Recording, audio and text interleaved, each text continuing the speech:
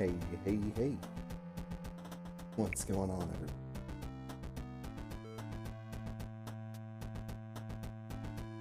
Here. Somewhere. There we go. Oh god, why is it giant?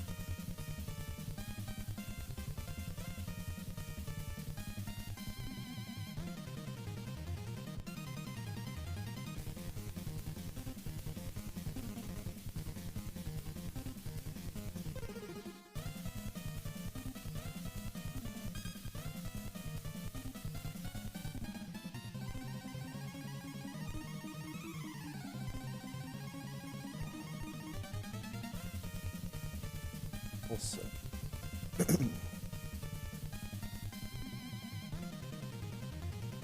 up? Not that good. That.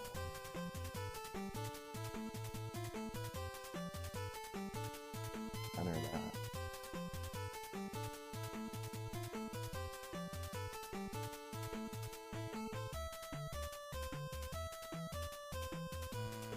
Hey, that works. I don't have anything else up.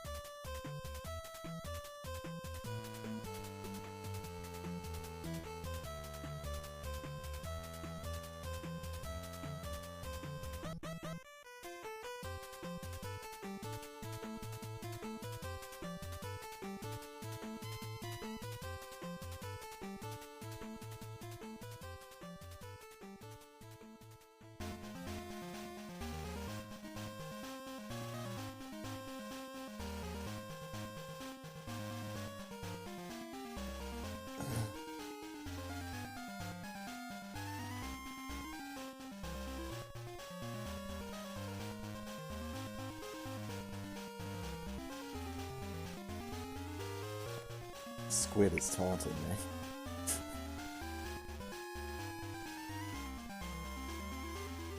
Oh, that first one was pretty good. Come up with a name for it. Yo, what's up, rlwrk?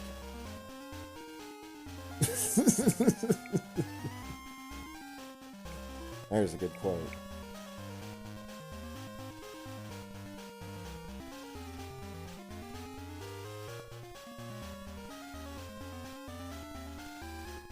Alright. My Rainwave widget thinks I'm listening to the game channel. And I'm not listening to the chiptune channel this time around.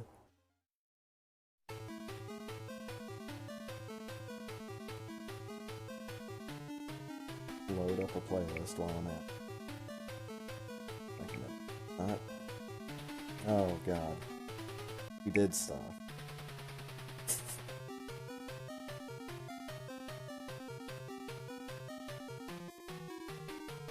Probably hit like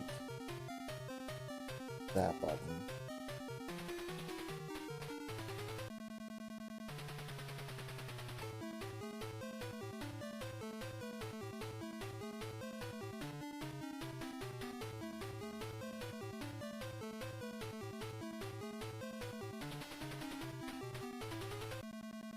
Ooh, I want to watch a fancy one.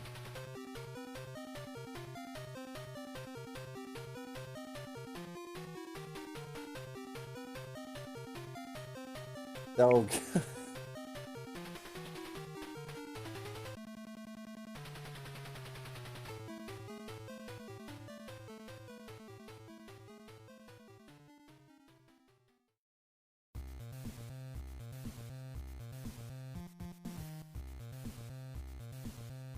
Oh god, that doesn't work.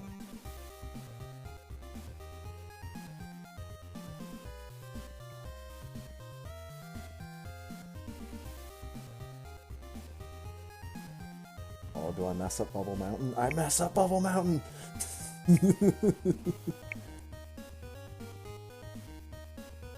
Only once, though.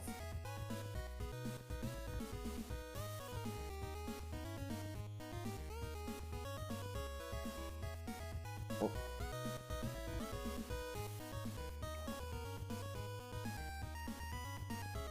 Fast forward here. We go. This pitch black wreck ship. So dark in here.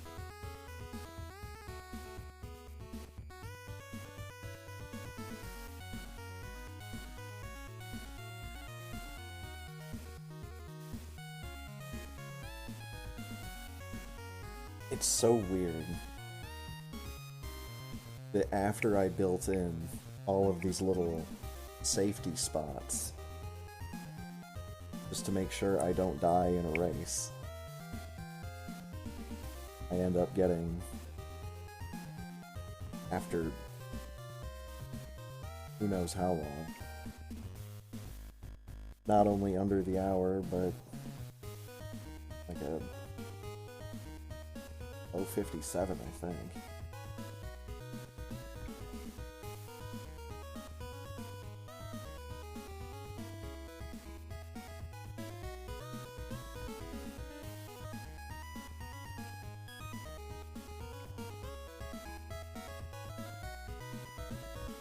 Oh, that's not good.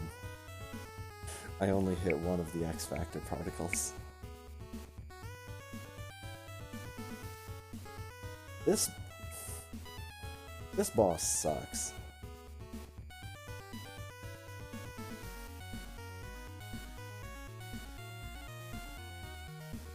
I need to rethink how I fight this boss at some point in time. Whether it's just like I get one X Factor and just finish him off with a couple of big boy shots. I don't know. See if he gets him here. Ooh, we got him. Got him with 2 anyways.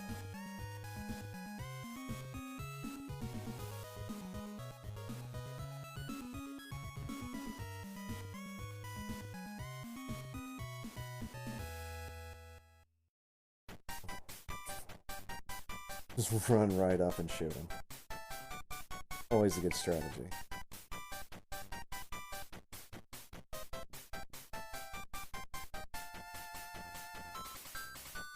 Uh-oh.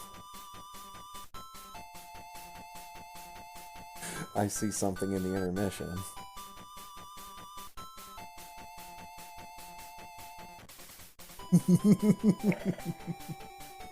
Oh, baby.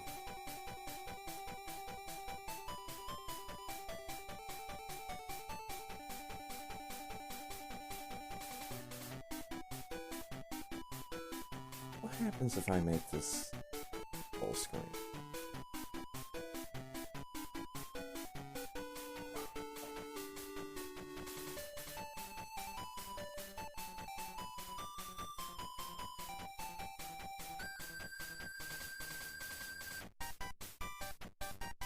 It's fine for my purposes.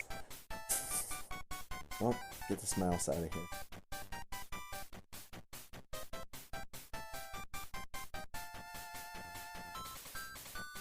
Dude, I hadn't even taken down the Christmas lights yet.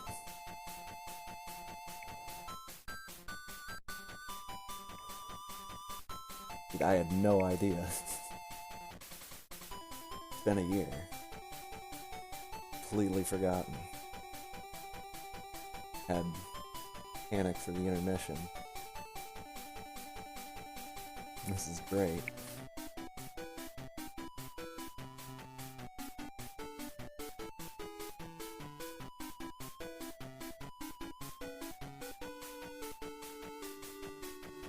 Okay.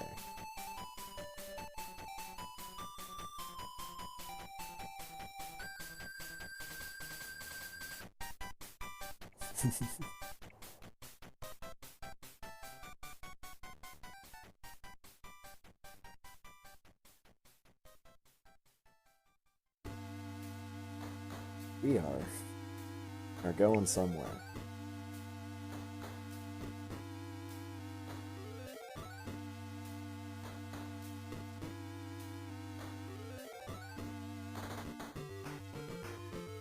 I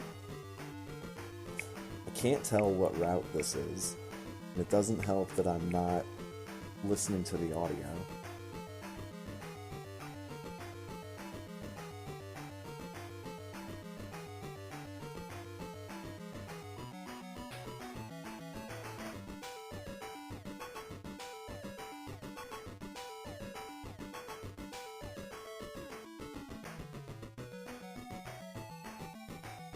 Okay, I don't think this is...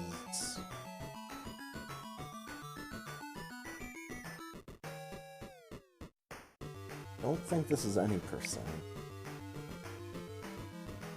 I love those buttons. The little dot faces just looking at each other with blank expressions. Because they're dot faces.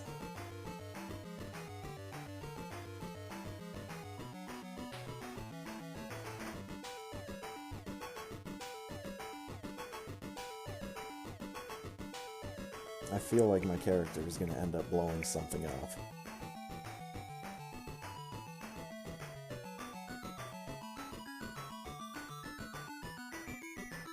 But this could still also somehow be lightning dinosaurs.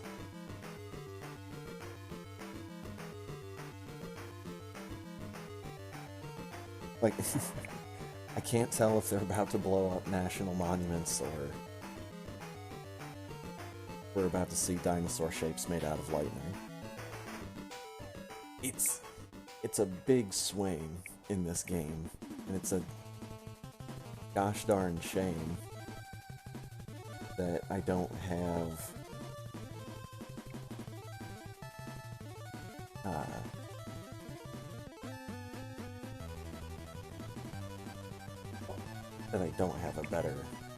that I still don't have a better understanding of this game.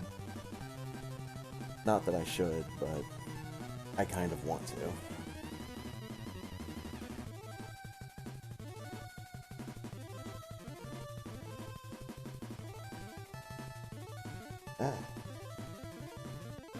This screen. The fucking Coke machine.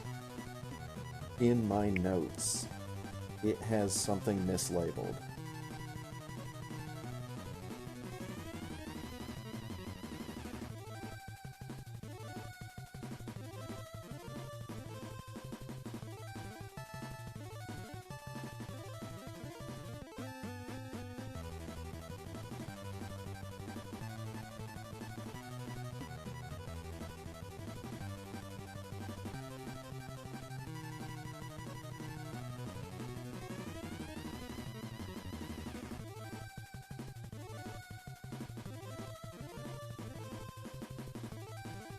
All them jackets. A lot of variety. A lot of variety there. Oh. Terminator Sumo. Sumo wrestling would be terrible if it was run by robots. Not run by robots, but like, had robot fighters. Awful. This screen. The bus stop. This is a really good screen. And we don't stay here for long at all.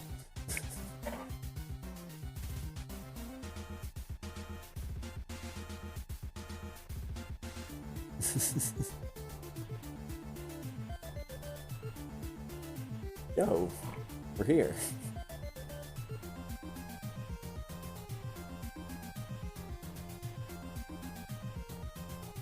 Alright, there we go. Looks like I'm just gonna go through it.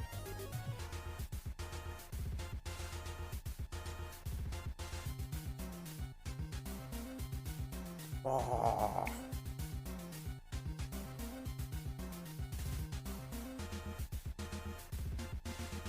Dude. Dude, like, I want to know what's going on with this world that this kid is visiting here. What, where, and when is this supposed to be? There's just giant hunks of machinery floating around in the sky.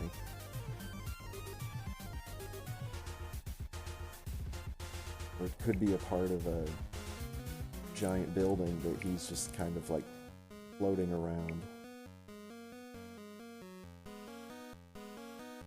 And he's on a floating platform.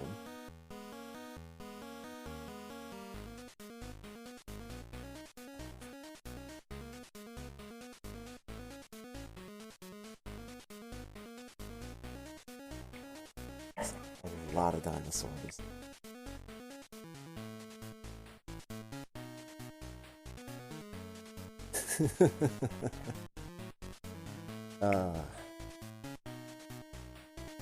It's a good way to get things started. Having myself from 1 year ago. Playing Panic for all of our amusement.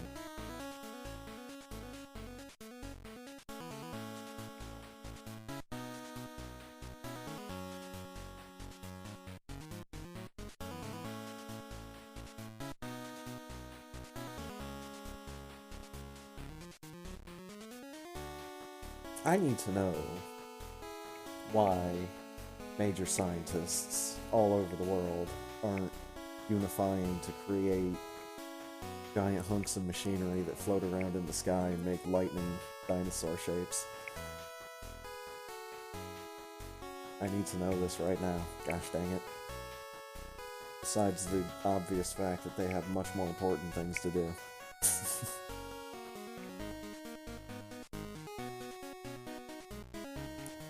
Like, is this some kind of alien spaceship?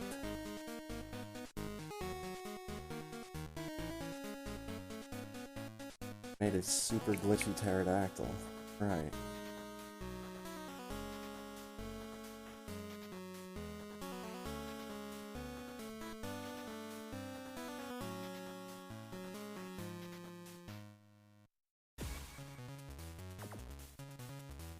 Oh, the big finale. It's coming to get you.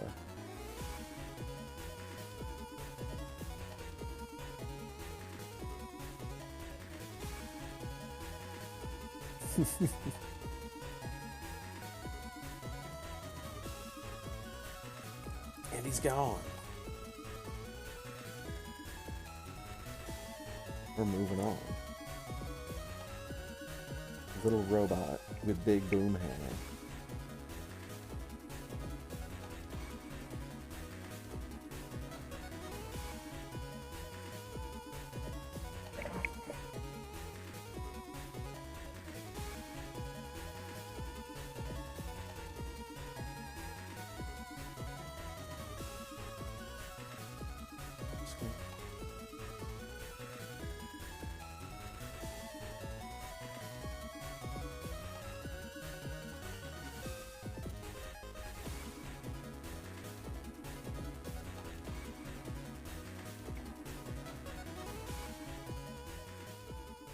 This looks like a quiet spot to jump into.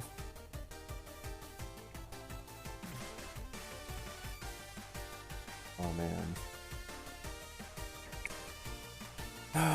Good old Neurovoider. I don't play it nearly enough. I really should. I really should play it enough. But the problem is,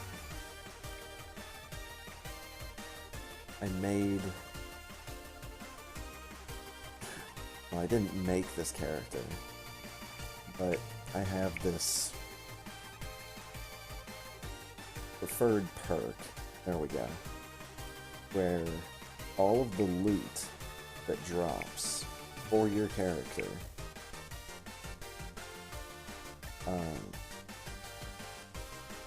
all of the weapon loot is melee.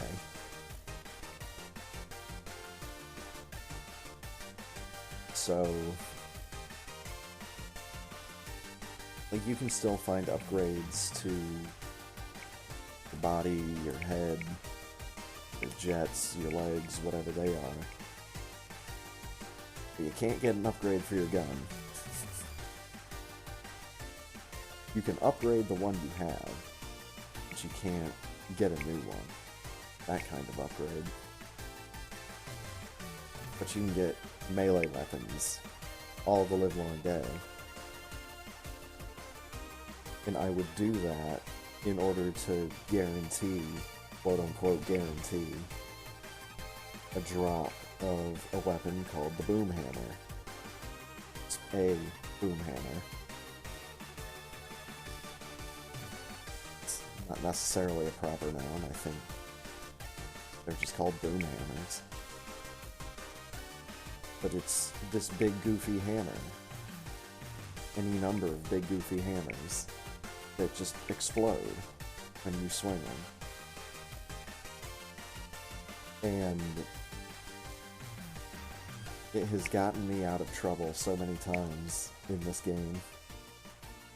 The only bad thing is, again, you're stuck with, like, the pea shooter. Unless you want to go with 2 melee weapons. Which... I'm not that good at this game.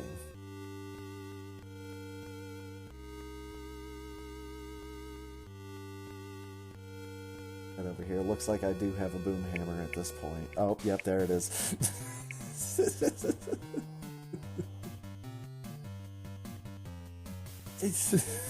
It's so scary.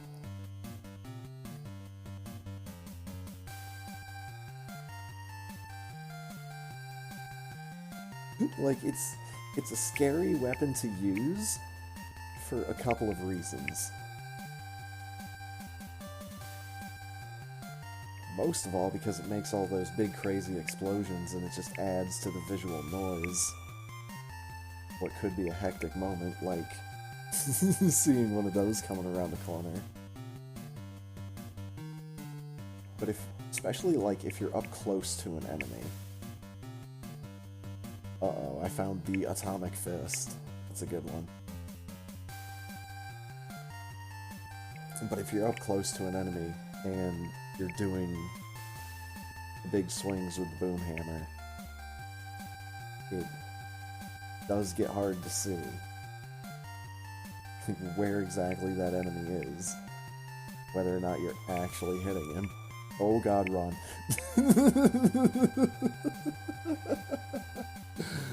Oh, that was great.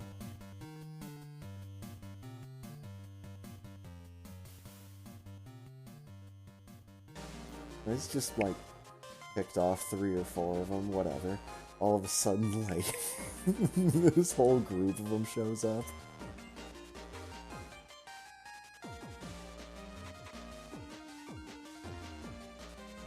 Yeah, I like the idea of this tiny little robot going around with this hammer that's like as big as he is.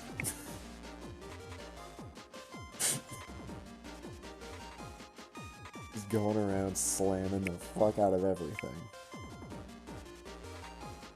And see, the pea shooter is pretty reliable up to a point.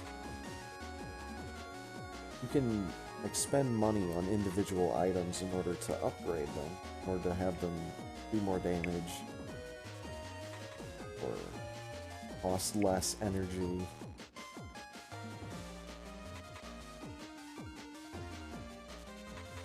But you can only do that like 5 times? 6 times? Somewhere in there. 5-6 times. ETC, and it gets more expensive each time. Course. But yeah, at a certain point, you just max out that pea shooter, and there comes a point where you just need to be putting out more firepower than just the pea shooter.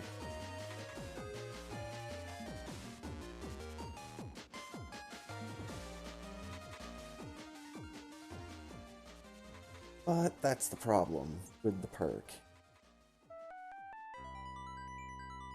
perk makes all the weapon drops into melee weapons. Which is probably the way I should have worded it all the way back at the beginning of it.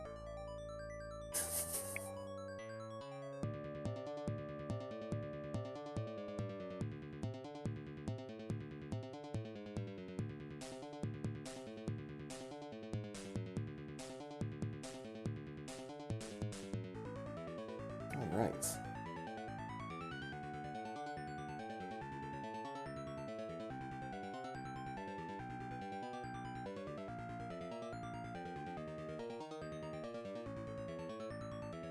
I just want to stop in.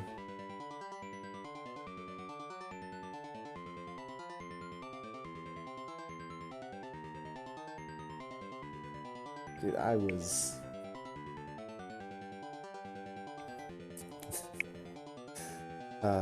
so happy. First time I saw that Rocco was going to be a playable character for Link to the Past.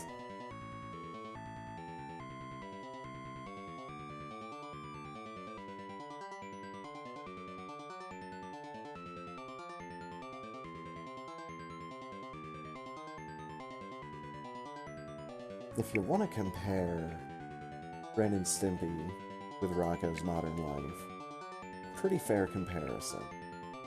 I would definitely say that Ren and Stimpy probably had higher highs, but definitely had lower lows. As far as, like, episode quality and content, in my personal opinion. Rocco, for me, was always more steadily funny. Maybe not as funny, but more steadily funny.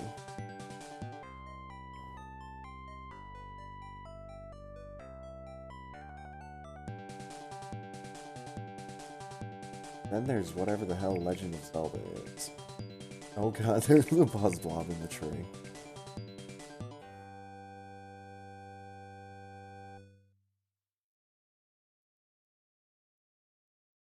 Getting a little bit of this out of the way right now, because I have a feeling Super Metroid and Link to the Past is going to be a lot of what my video backlog was this year.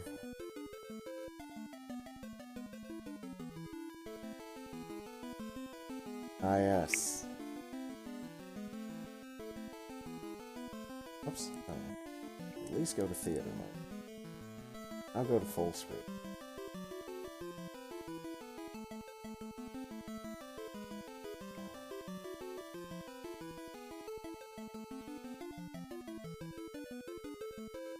I just want to watch my dude end up dead. Moon. What? I don't know if I can say anything more about this game than what I said when I was playing it.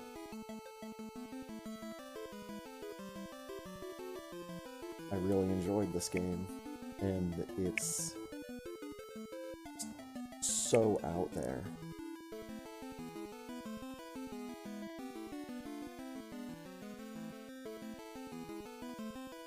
Might just be the strangest damn game I've ever played.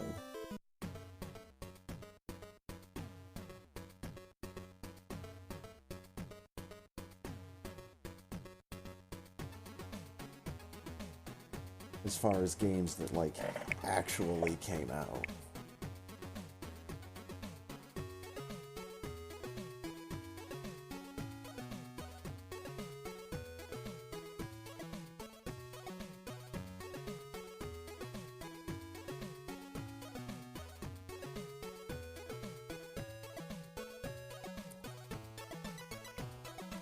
Rocco being a bit more subtle, it definitely allowed them to get away with some stuff.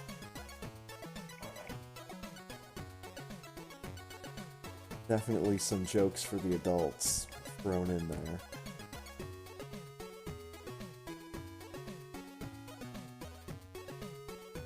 I like that SpongeBob did that as well. Although it wasn't necessarily as crude as Rocco.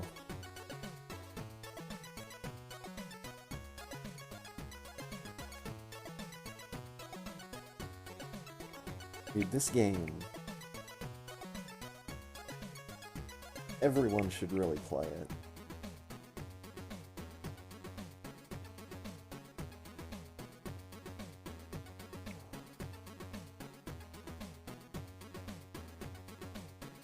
It's just... it's one of a kind. As far as, like, all of what you have to do.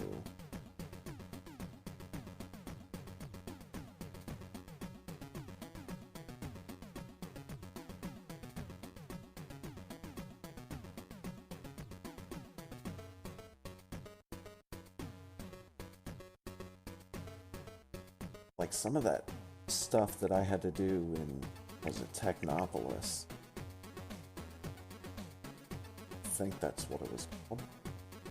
Some of the stuff I had to do there was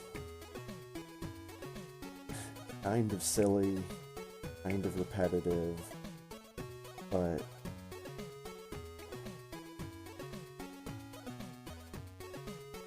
you kinda have to go into this game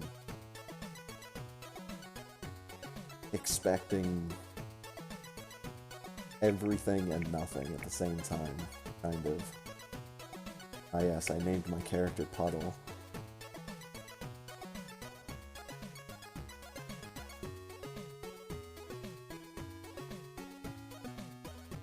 It's just so delightfully bizarre.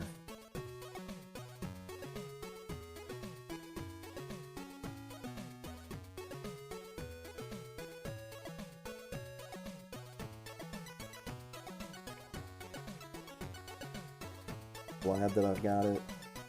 Glad that I played it.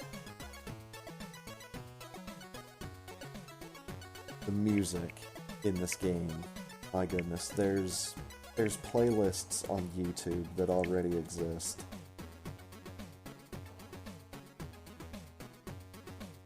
Like if you look for Moon Remix RPG OST, probably find the playlists.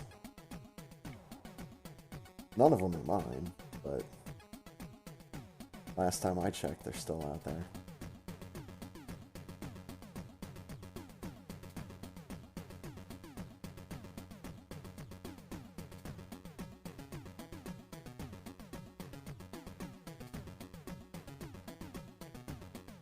Go over here. Got a conversation with someone in this house. It's this lady.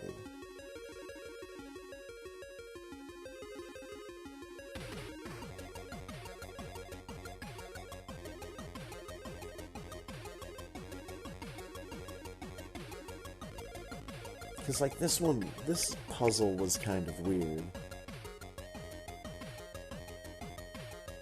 It was mostly, like, you had to wait for the one girl to come back to the house and go up the stairs. Otherwise, she would just be asleep.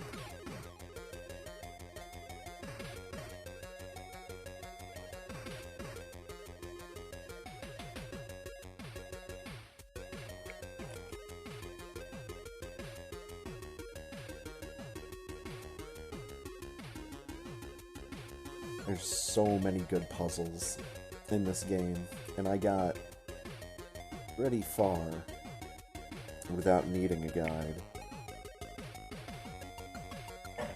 Still kind of proud of that.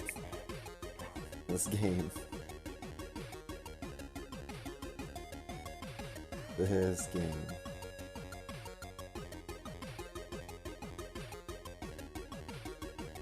Definitely was an epic adventure.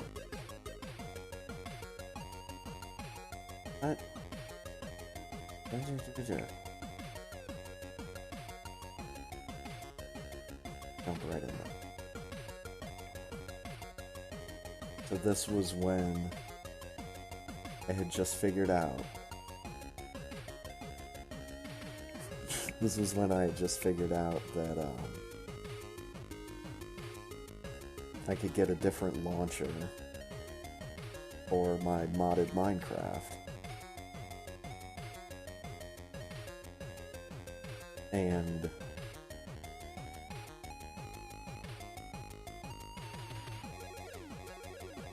think of any of the great thinking too hard gifts of all time. Synapses took a little bit to connect, but I figured out that I could get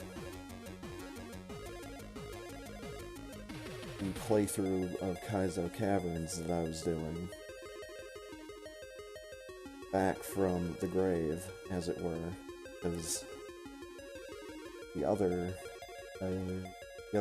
launcher that I was using was having a shit fit every time I tried to launch the game, literally telling me some nonsense about certain blocks not being blocks.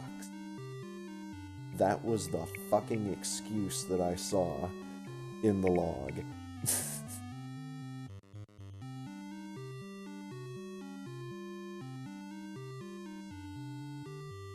And maybe that has nothing to do with it. But I think it's funny that it would.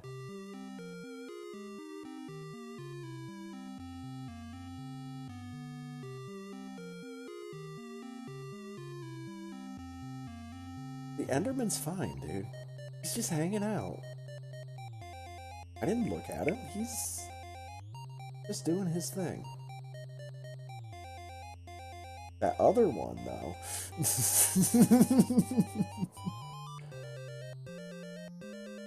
So, Kaizo Caverns, a super hostile map. Super hostile maps are downloadable adventure maps that you can play in any version of Minecraft, really.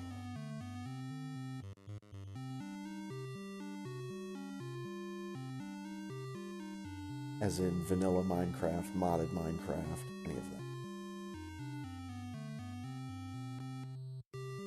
And even go back to, like, beta versions in Minecraft launcher last time I checked, which has been a while, because I can't actually log into Minecraft anymore. I'd have to get a Microsoft something account. And not really sure that I want vanilla Minecraft that badly. But anyways.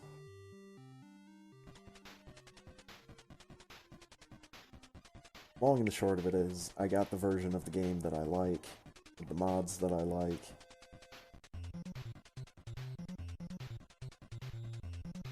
And I took adventure maps that were made years and years ago, played them in the current age, mods and everything, and found it to be an interesting experience. Did like it a whole lot. Excuse me.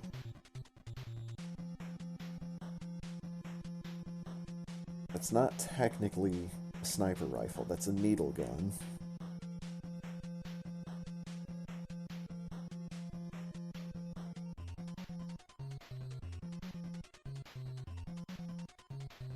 Yeah, just like Link to the Past. What could make Minecraft better? A gun.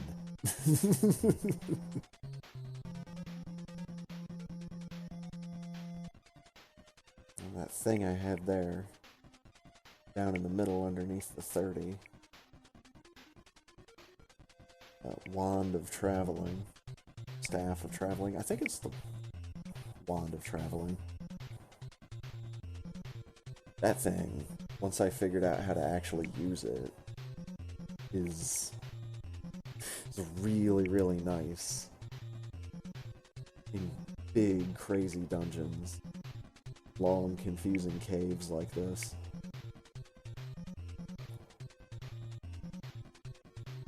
Because as long as you can just turn around and run back to not even that far, just like a back step a little bit maybe.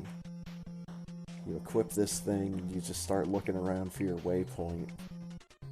You'll just see like a wireframe box or a nameplate or something. You just right click it and boom, you're gone. Oh god.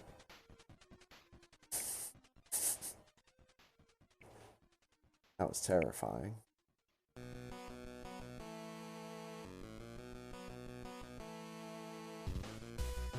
But yeah, Kaizo Caverns, this particular adventure map, was supposedly, at the time, well, yeah, at the time, it was one of the hardest adventure maps of its kind. Mostly because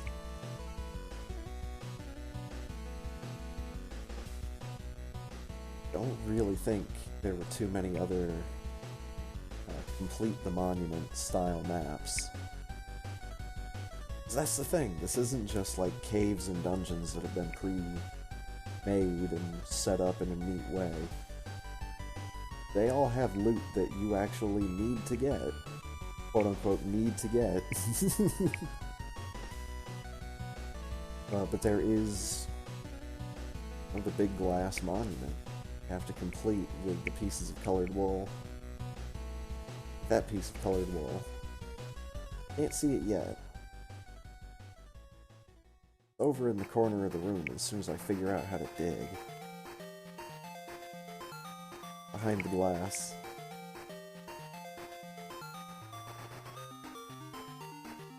In that chest. Not that chest, dummy! But no, these maps are a lot of fun, and they really make Minecraft feel like it's something very different from the vanilla experience playing Minecraft, which is survival sandbox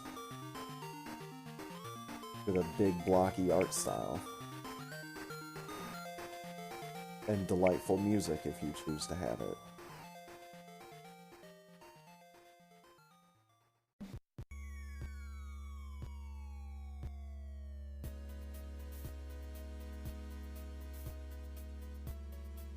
Now, of course, like, nothing in any of these maps that I've played, nothing, like, actually happens when you complete the Victory Monument. See, there's the lime wool. Victory. Got in here. Got our wool. We have to leave. But first, I have to harvest all of these mushrooms. No. Move along. So, baby, we have to move along.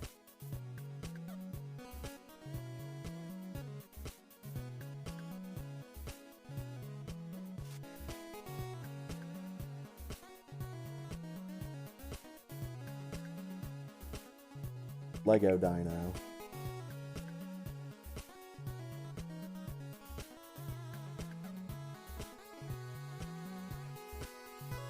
It's kind of fun, because it had been so long since I've seen Jurassic Park 2. Jurassic Park 1 is a classic, and I had never seen Jurassic Park 3. Or any of the Jurassic World stuff.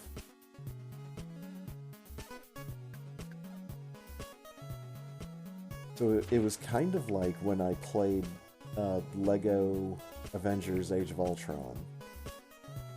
Or the Age of Ultron stuff in Lego Avengers. There we go. Because I hadn't seen Age of Ultron yet.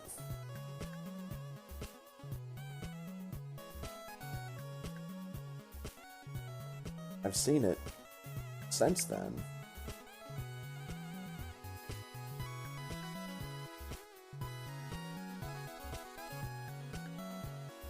But it was really funny to see how close they came in the Lego game with the audio and the acting and the little Lego guy acting. It's cool to see how close they came to the movie. Dinosaur fighting in the background. Yes. I forget who we're supposed to be rooting for in the background there. All I know is I'm glad we've got the guy with that big-ass gun on our side.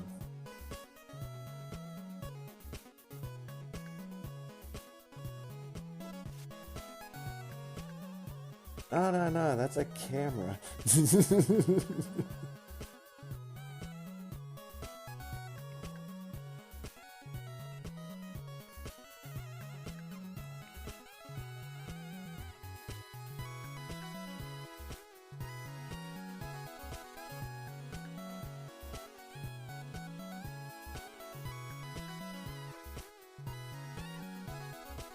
Ah, yes.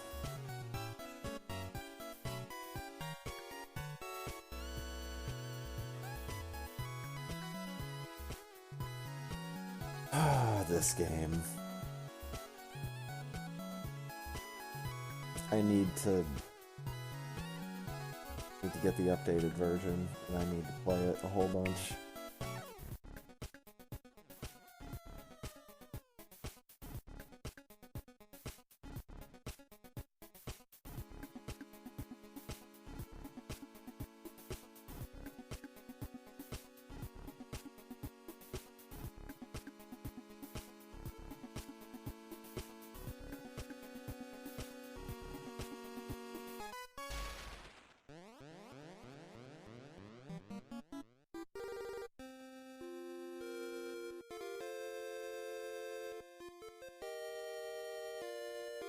Like, this game is just so over the top ridiculous. With the amount of enemies that it throws at you, with the amount of just noise that it puts on screen sometimes. Just visual noise.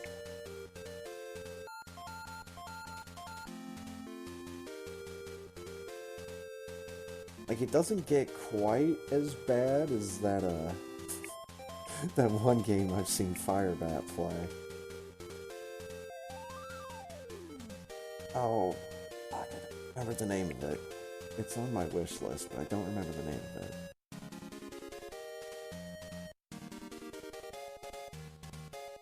Something about minions of some kind.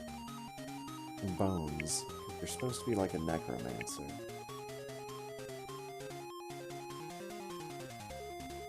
But anyways, that game I've seen him play lags all to hell. It's kinda funny. This doesn't really get that bad until, like, the final, maybe, like, 10 seconds. But that's when, you know, multiple portals to hell have opened up, and they're just cascading in at this point.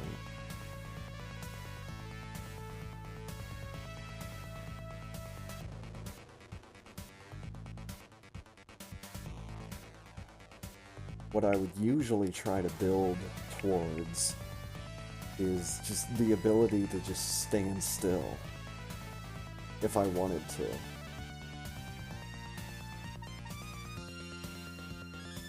Well, you get garlic and book, which are both items that provide a circle of protection.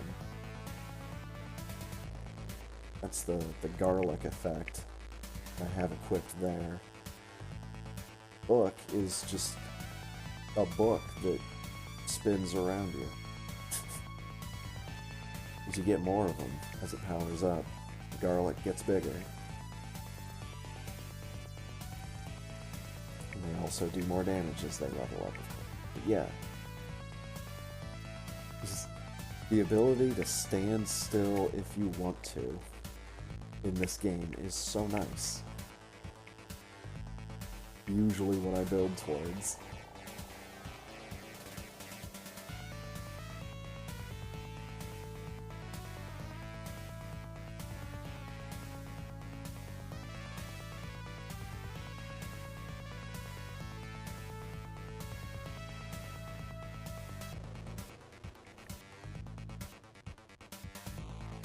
Unbelievably fun game. And it's so affordable. It's not even cheap. It's not even inexpensive. God damn it, at this point it's affordable. I had to come up with complimentary words for inexpensive and cheap. But yeah, like, less than $5 still, I think? I think.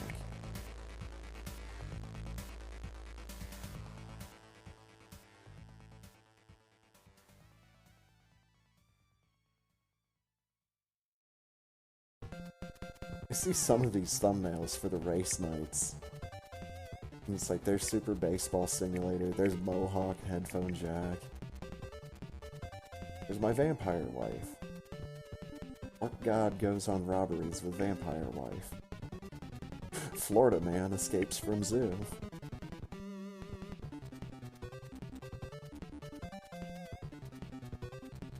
I'm cheating. Oh, and I have the texture pack installed. Right.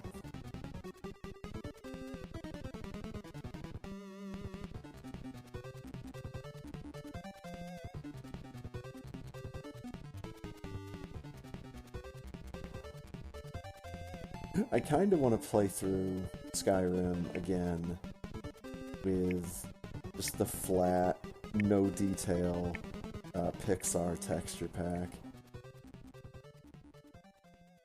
Where everything is just, it has no texture.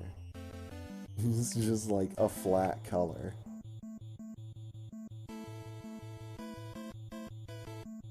Just everything.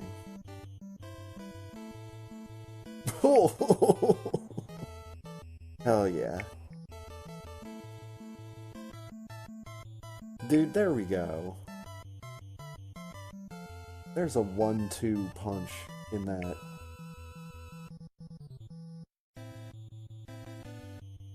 Oh, that's her jogger.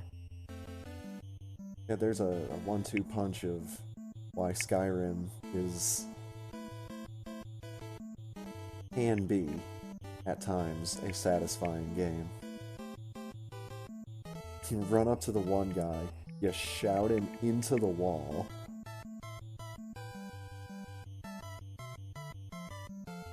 You turn around, you bash the other guy's skull in with your mace.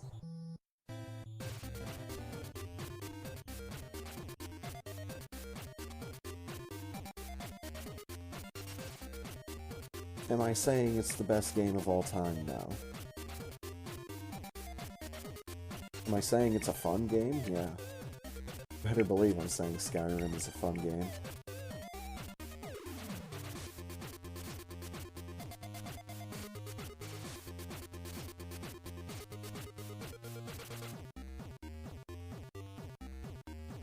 I really did not like the left hand and the right hand being on the trigger buttons at first. At first, I just did not understand how that was supposed to work. It might have been my hands that couldn't understand more than my brain, but definitely took some getting used to.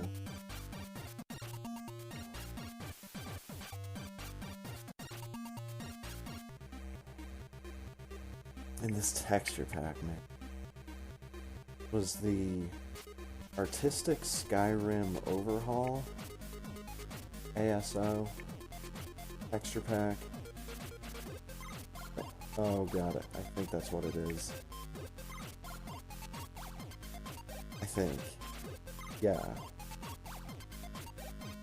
And there's a couple different versions of the texture pack that they have. And this was a custom one that I put together, where most of the interiors and most of, like, the man-made stuff would have the more detailed of the two texture packs. And that would be like, I think I took some from the oil paint texture pack and then the paint texture pack.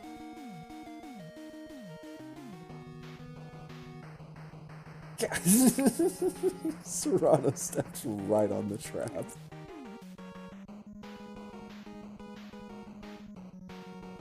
But yeah, there was a paint one, an oil one, and a Pixar one.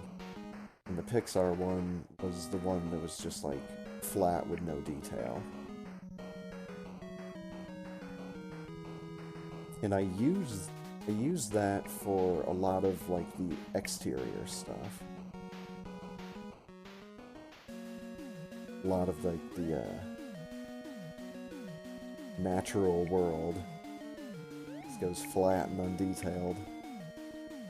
And that's fine.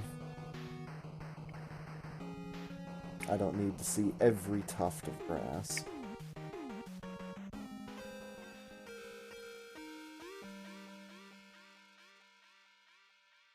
Now, if I'm, like, specifically going to play Skyrim in order to look at Skyrim grass, that's a different story. And if I was gonna do that, I'd do the Crimson wrlwrk quest, which is fucking maddening. This massive underground chamber. You have to find these tiny-ass little plants scattered all over the place in ridiculous locations.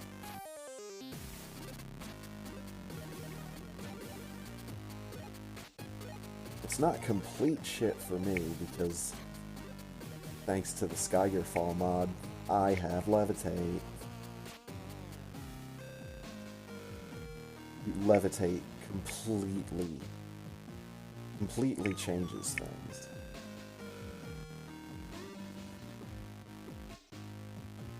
There's a lot of stuff you can just bypass if you could just fly.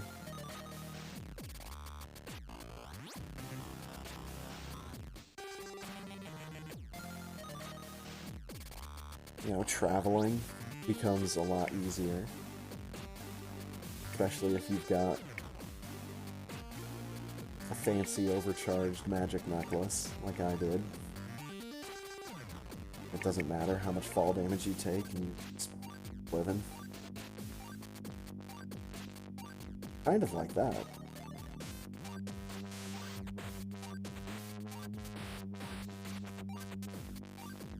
But I think when I put those enchantments on some modded stuff in an offline playthrough,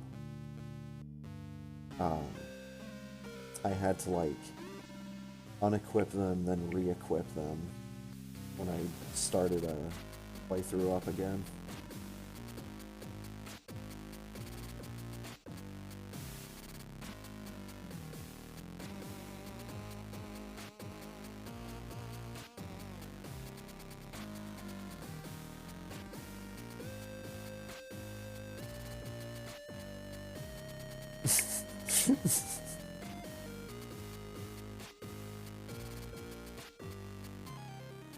Some of these weapons in Skyrim look so nice. Even when you make them look like they're just big plastic toys, they still look really nice.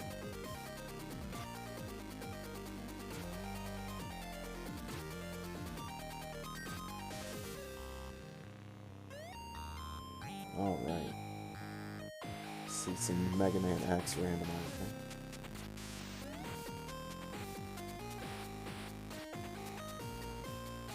Oh, it's a head-to-head.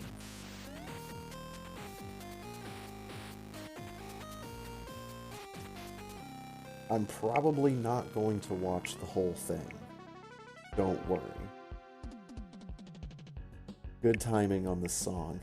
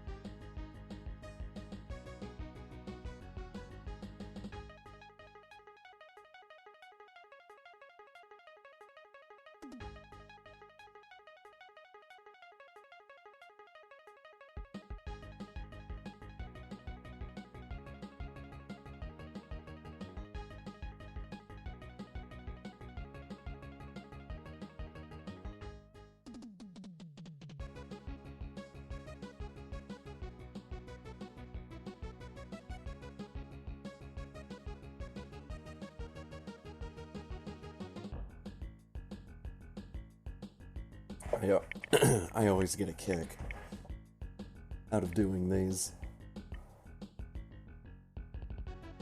Because with the way that I make these recordings, I actually sit down and watch it.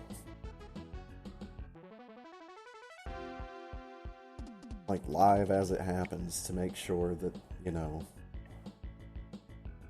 that one video doesn't desync and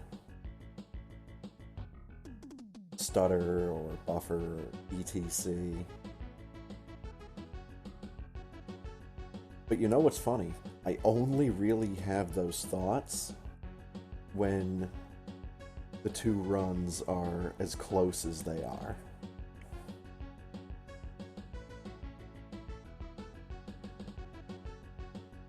Like, this is what it would look like if I was racing someone of exactly equal competence in Super Metroid.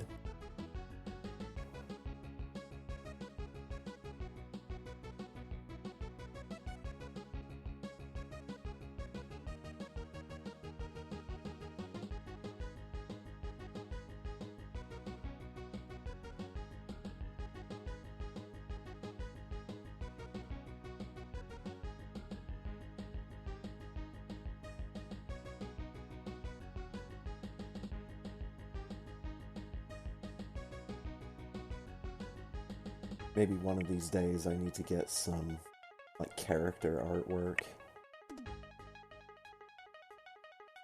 to put in and around.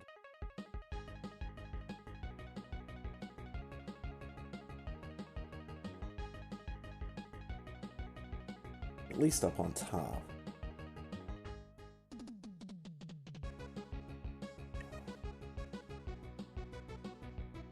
On the bottom I should probably have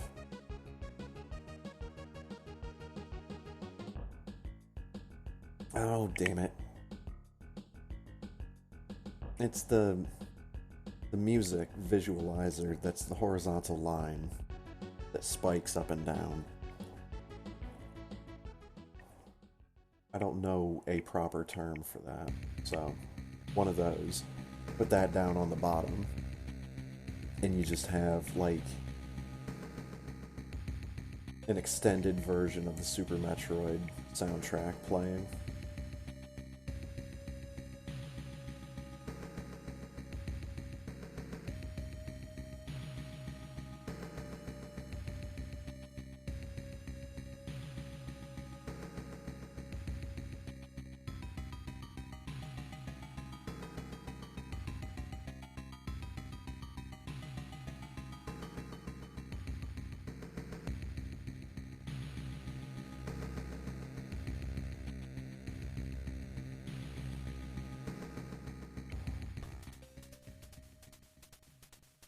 mean, they're literally a door transition apart.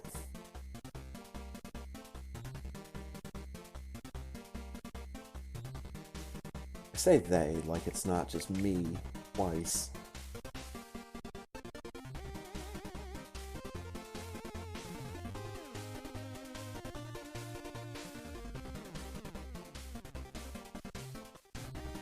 It's the fun thing that happens when you keep, like, a visual record, even a short-term visual record, what your times are in this game.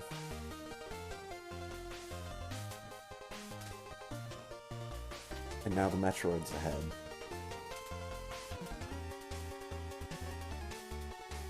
So see, there's a swing in momentum right there.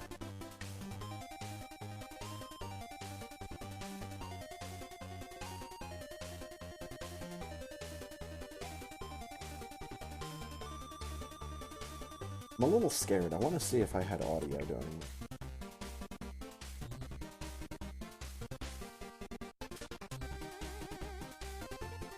Okay, I did not actually have audio during this.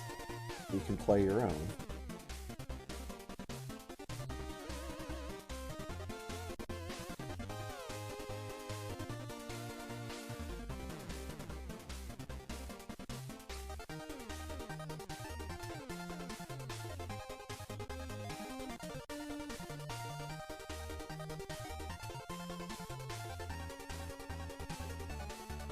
I remember actually showing one of these, possibly even this one, to my dad, and like kind of explaining to him what was going on the whole time.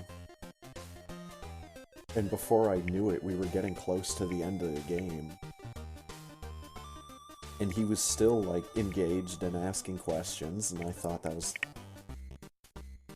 at the absolute least, very courteous of him.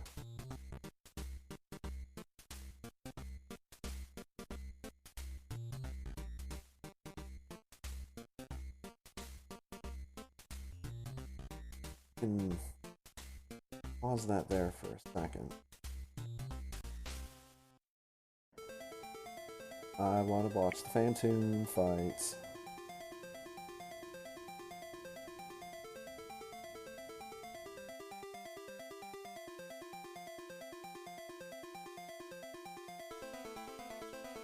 Say, dude, we'll be friendly to Phantoon here tonight because I don't have to fight him personally.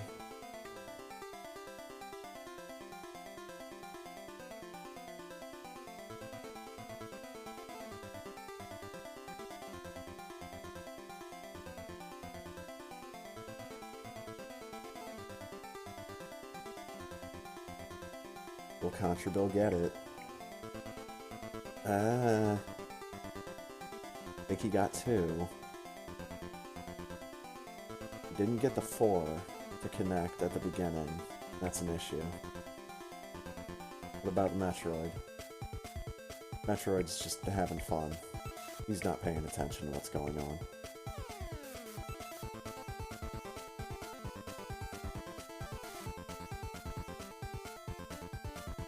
That still might have been too early. Yeah.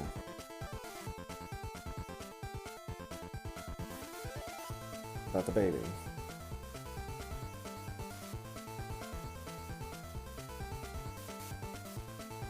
Just decided to hit him with the big boy shot instead. Yeah, the Metroid's just playing around over there.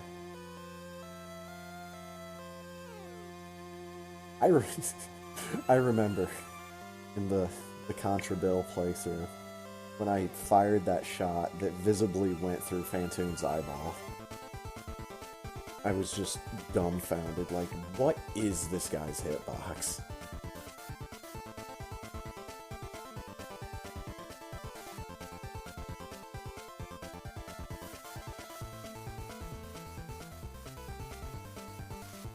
Well, just saw Phantoon get hit with a whole bunch of X-Factor particles on the baby Metroid side, and guess what? They're dead at basically the same time.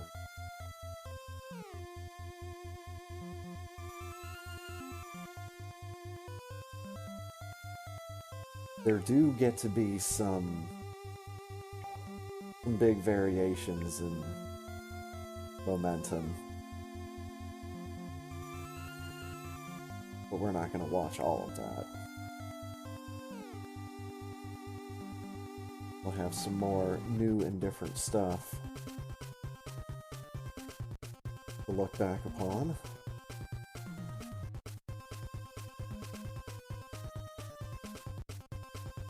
Oh yes, this is when Ponk and I went on a quest to save the animals from a particular zoo.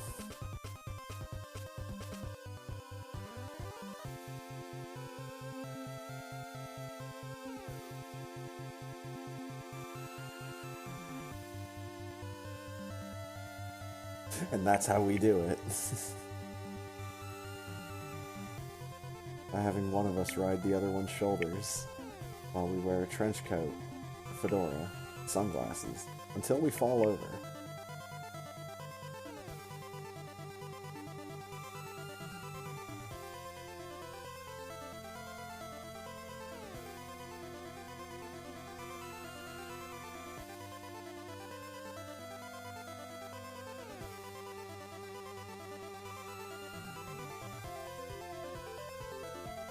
So you have to, like,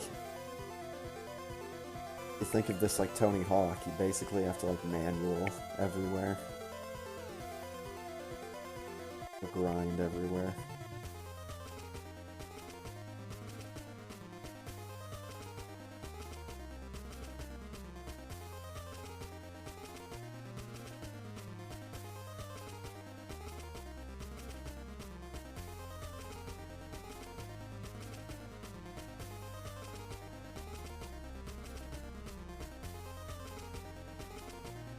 Oh god, there's a guard.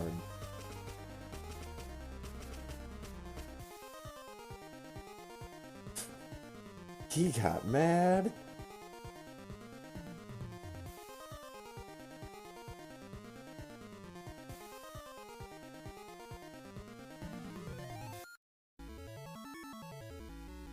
Ah, yes. Moving on from, was it Kid Gelantes? That's the name of that game. Moving on to the ever delightful Human Fall Flat.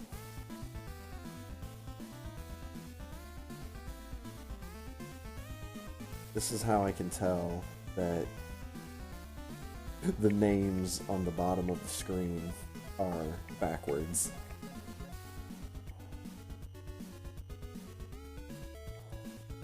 Sir Lewis needs to be over on the right, and Ponk needs to be over on the left, because of the fact that when he, like, pressed something or did something on his controller, the game recognized him as player one instead of me. Oh, let go of his head! Because,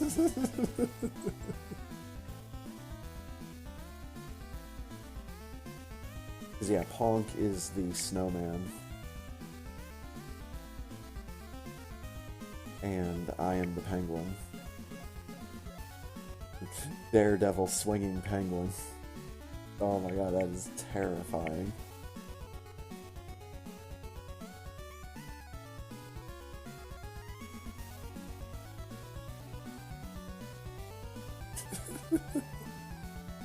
This is such a good game. I don't know how much Human Fall Flat is on Steam right now, but there's a good chance that it's on sale. Anyone and everyone should buy this game. It is so much dumb fun.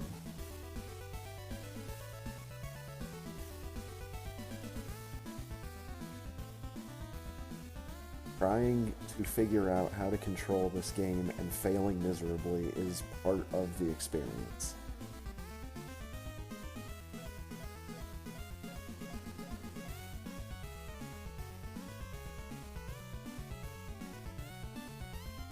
Might not be the best game to play if you've been drinking. So I could see people getting really fucking mad. fucking guy just keeps falling over. What the fuck? Instead of oops, I tripped, lol.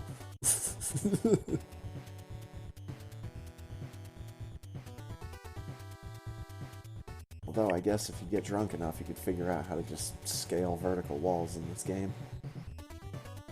It is a thing that you can do.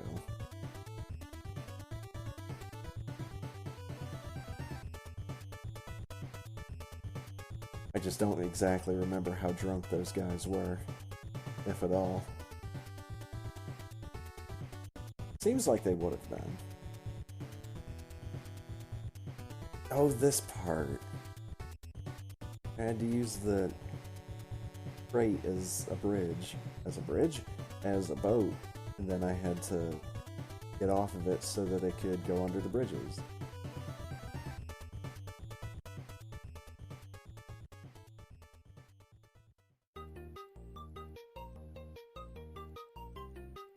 Had a bit.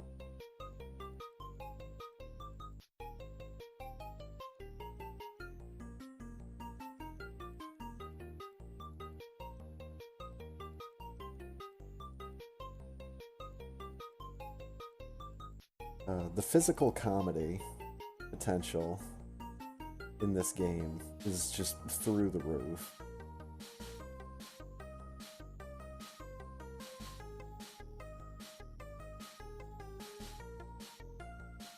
Anything after this? No? Good.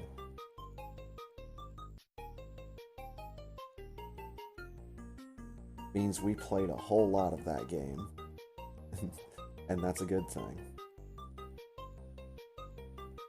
Oh, and now, finally.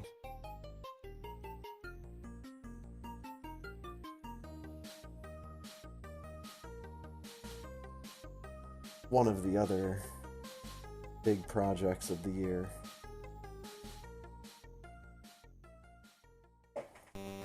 Chicory, a colorful tale.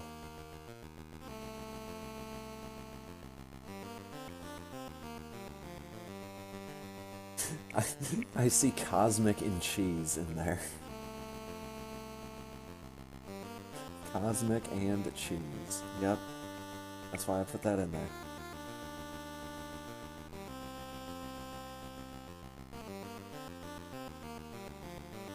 Again, nothing but praise for this particular game. Chicory has a charm to it that is unique.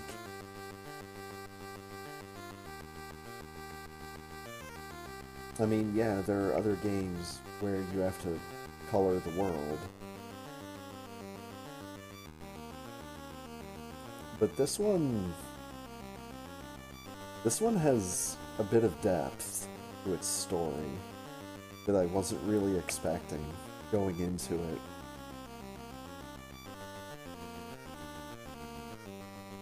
And it's a good story.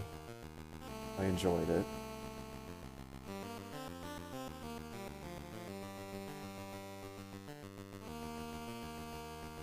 I'd like to play this game again at some point. But I think I would like to play this game as someone's second player.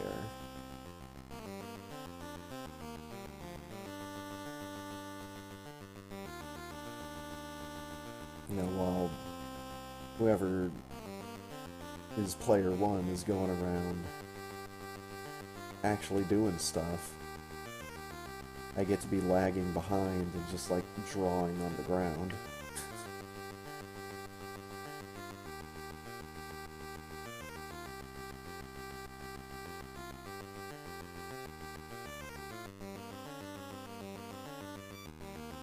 Costume customization.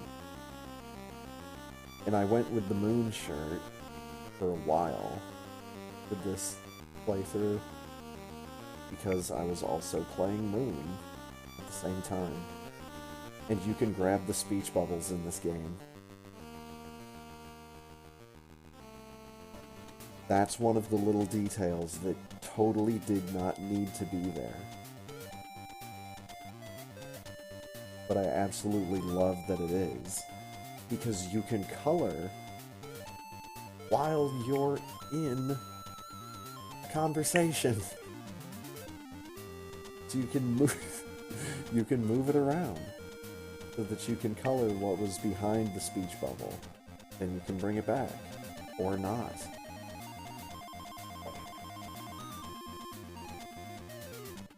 This is definitely one of the games I can think of where exclamation mark colors gets the most use.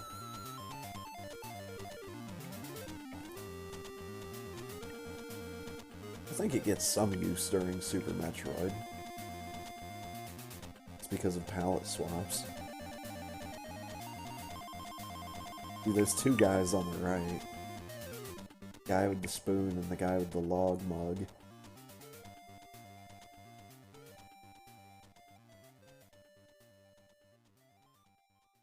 They know what they're doing.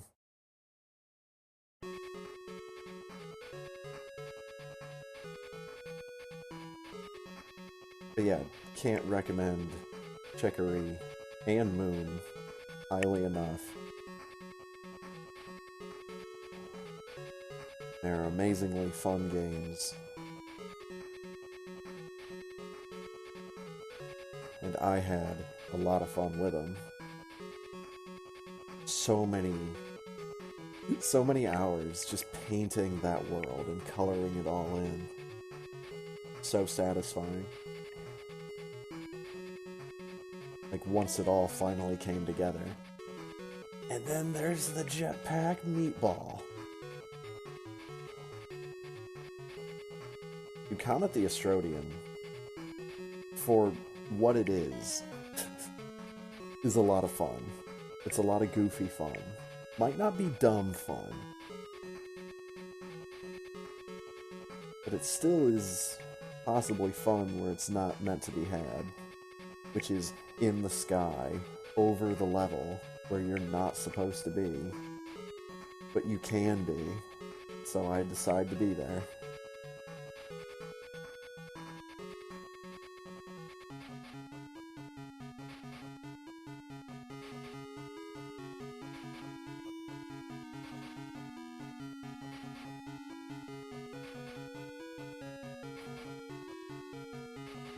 Yeah, I'm cutting stuff off too much. I'm doing that. Especially if there's text on the screen. Oh, they gave me a ceiling. What the hell? These evil bastards. Oh, there I go.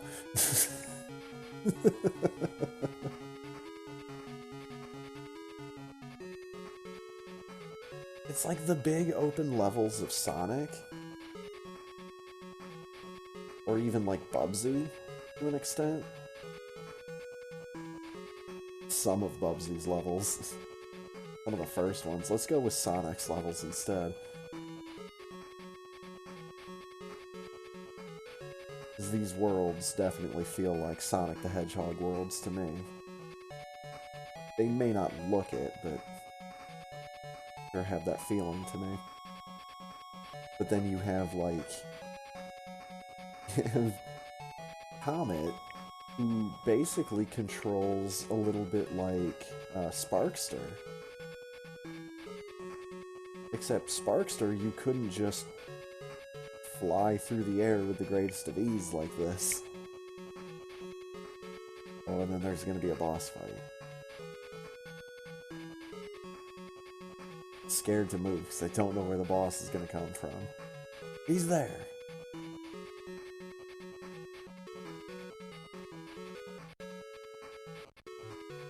And I mean, yeah, these are all just like Dr. Robotnik fights. Also, I don't know what the fuck Sonic canon is going on about Dr. Robotnik actually calling himself Dr. Eggman. No. That was always meant to be an insult. Thank you very much. and they like actually make it the guy's name. No, I'm not playing that video game or watching that cartoon.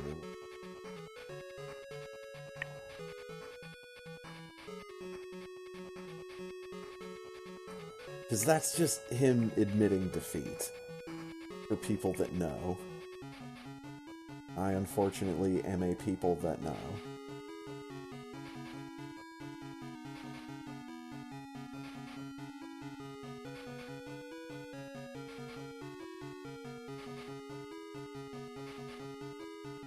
Like, dude, I would play...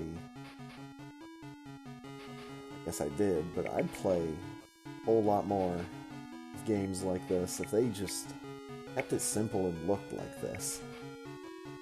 Like, just give me a world made of boxes. Because this is not the worst level design I've ever seen.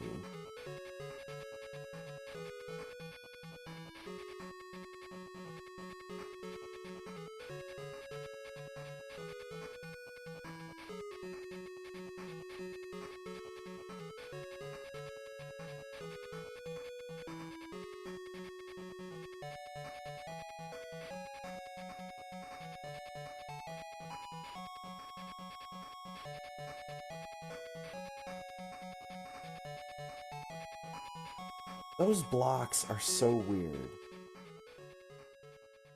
They don't just break. There's some kind of goofy gimmick to them. You need to like jump into them or something. No? You had to do something to them.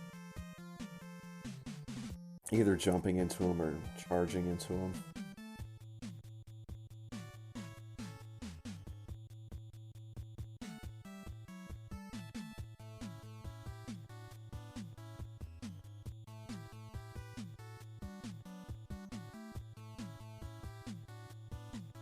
Stage clear. Comet the Astrodian it's a fun game. It's really cheap in the best way possible. Really inexpensive. You can probably get Comet 1, 2, and 3 and the 2 other games that have longer titles than just numbers for probably less than $10.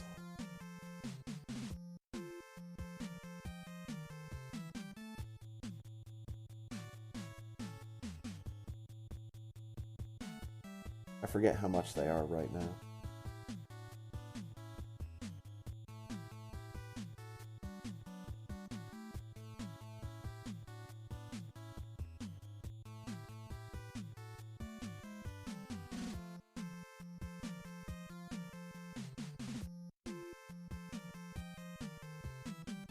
To remember if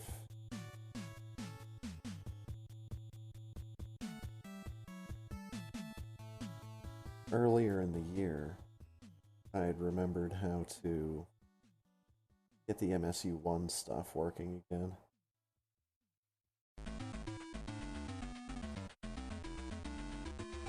I haven't actually been looking at these descriptions in great detail.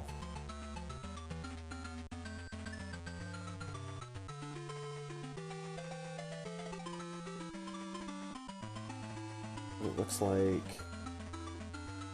Chicory got a couple hits.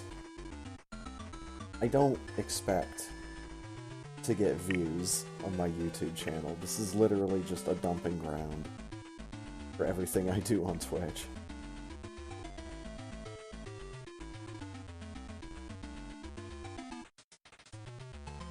Alright, scoot all the way down to the bottom here.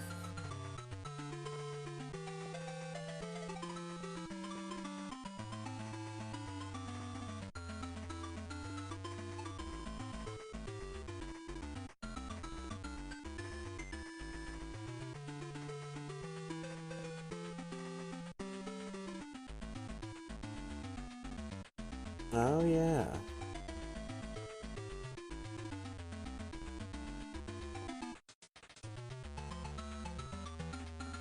was the Maria ROM hack.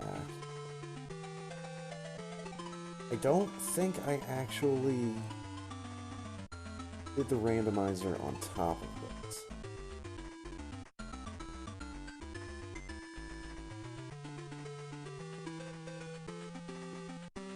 Whoa! Didn't make that jump.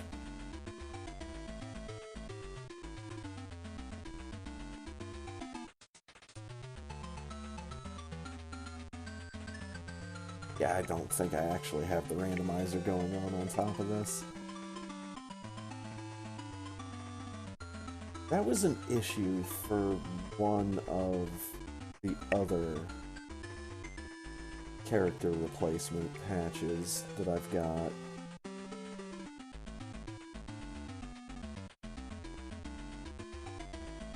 It's like for Death or Aracado or one of them. Had to have been one of them. Had to have been one of them.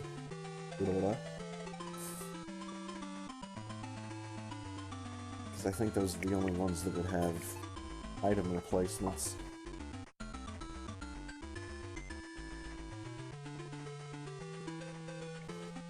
But Aria of Sorrow.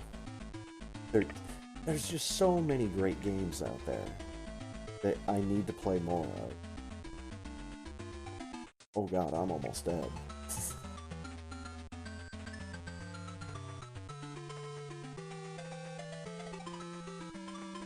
Especially Aria of Sorrow. Easily my favorite Castlevania game.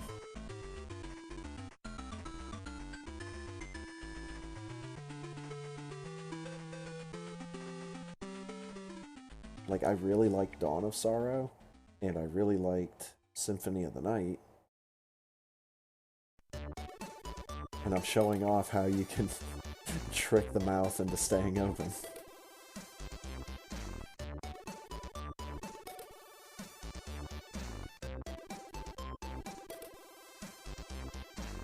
But yeah, like, it's not even close. Aria of Sorrow is hands down, far and away, in a landslide. No contest. My favorite Castlevania game.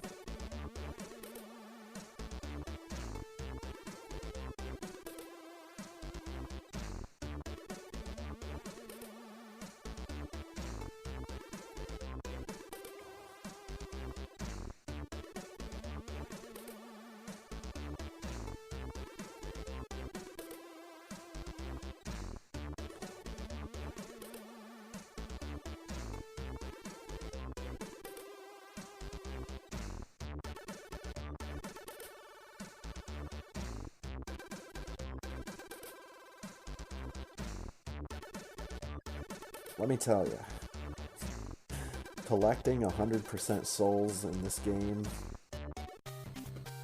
is tedium to the extreme at the worst of times.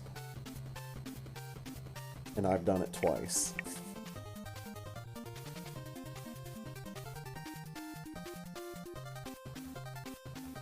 This is, to me, Aria of Sorrow is just one of those games that feels good to move around in.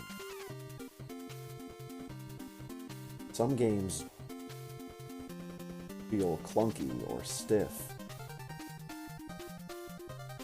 Some of the weapons in Aria of Sorrow feel stiff and clunky, but not just the general movement, as you would stereotypically get with earlier Castlevania games.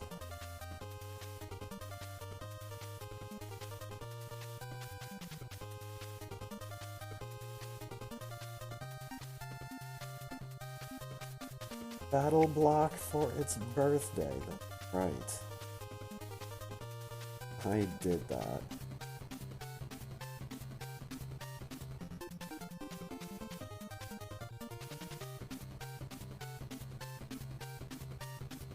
See, I'm going by a lot of this stuff because visually it's all, you know, stuff I've already looked at.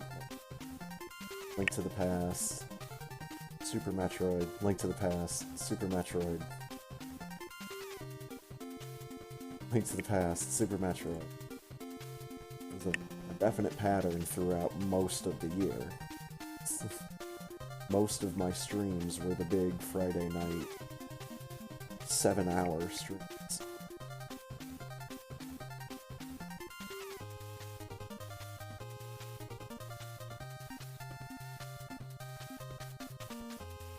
I don't know, let's skip back a little bit further. See what happens when you beat one of the timed boss levels in the story mode in Battle Block Theater. Pretty sure I had... Oh god. I have subtitles on for one of the cutscenes.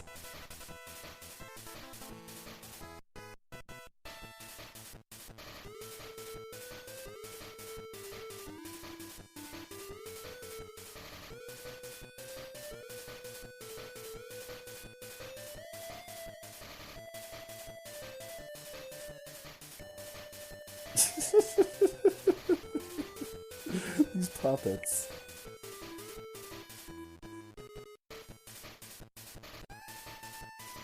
The Battle Block Theater, again, another game I can't recommend highly enough. It's just so silly. And the gameplay is super simple. And it was actually based on a minigame that was in Alien Hominid. It was the Behemoth's first game, I think? I don't remember which came first. I think Castle Crashers was second. And Alien Hominid was first.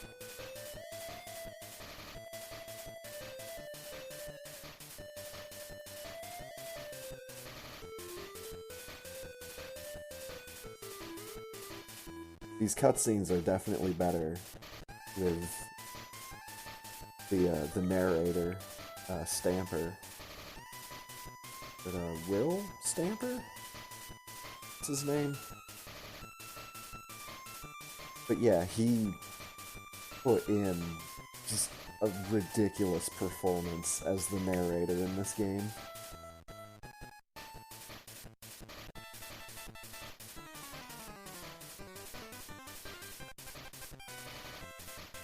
And then you're just like these little dudes that go through a world of platforming.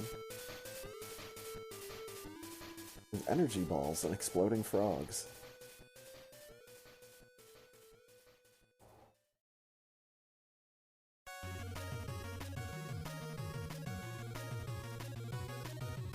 Oh, let's go. How about some Bomberman 2? Deciding my randomizer fate. SMZ3, FF6, Beyond Chaos, Kefka and Narsh, Aria of Sorrow, Rando, Mega Man X, 8 Mavericks.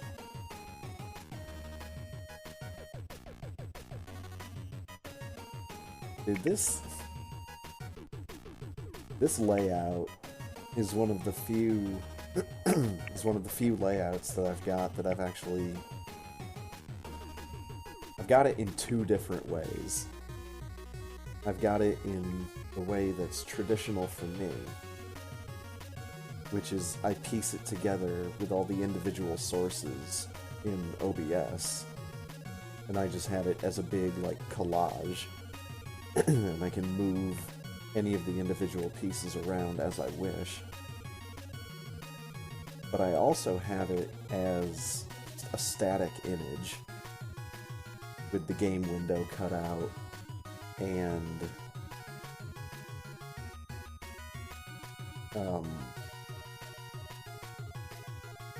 I think what the bombers are fighting for on the text on the right is blank.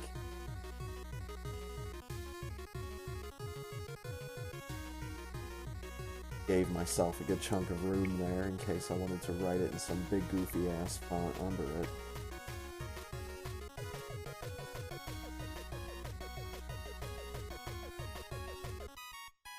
But I do like using Super Bomberman 2 for the decision-making process. Mostly because these little guys are just dopey as all hell. You just walk right into each other. Both lay bombs. Yep. Seems good. But in Super Bomberman 2 in particular, you can tell whose bombs are whose. Because in the first one, everyone just laid a black bomb that blew up with an orange flame. In this multiplayer, it's clear whose bombs are whose. So you can tell if someone just did a dumb and bombed themselves into a corner. Or you can tell if someone had a really good play and like snuck up behind someone and bombed them in.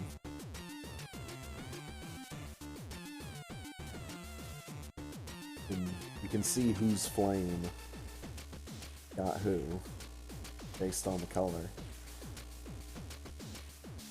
What was my randomizer fate on this night? Looks like more Aria of Sorrow. But this time I was Soma. And I'm using the alternate color patch.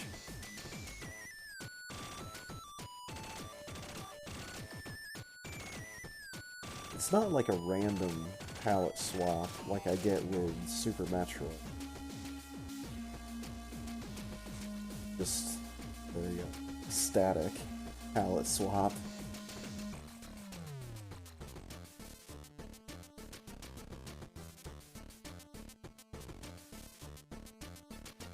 A lot of Aria of Sorrow was like kind of bright colors. A lot of lighter colors.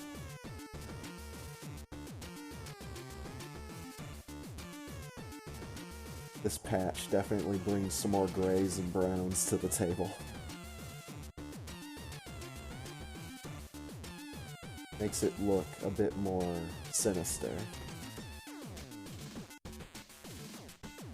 Oh, Stan's ring.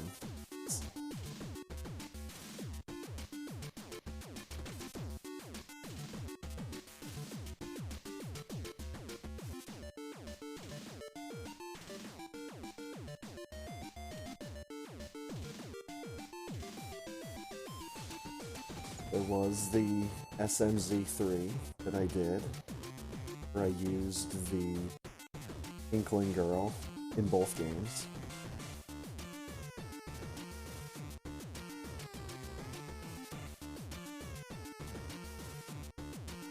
Had to look around a little bit for a GIF of the Inkling Girl that I wanted to use. That was the one I settled on.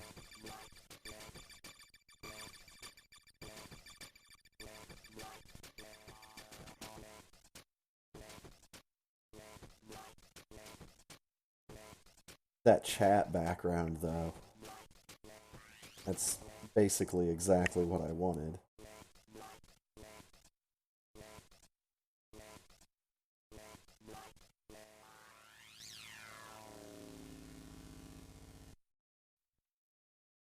Was actually, like, really impressed with the Super Metroid sprite of the Inkling Girl.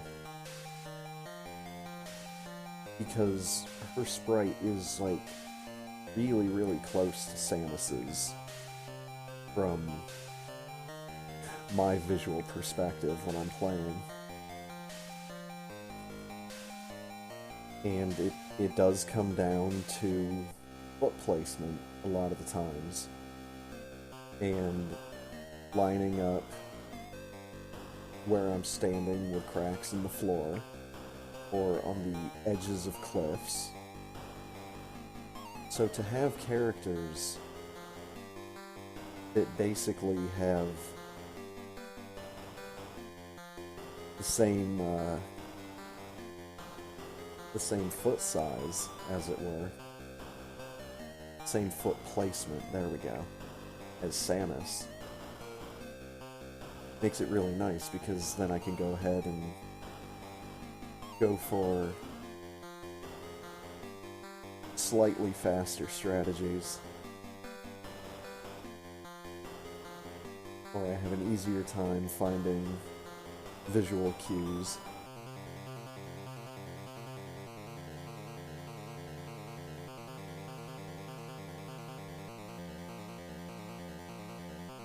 But yeah, pleasantly surprised. The Inkling Girl sprite for Super Metroid. I mean, with Link to the Past sprites, sometimes it's really cool to see how much detail people can cram into that small of a space. It's just the amount of variety that exists.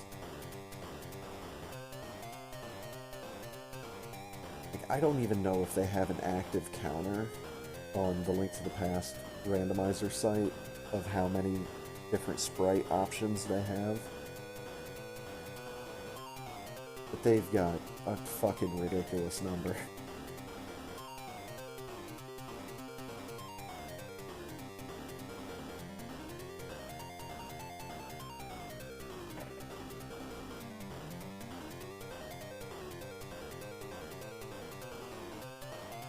Then there was Time Thief.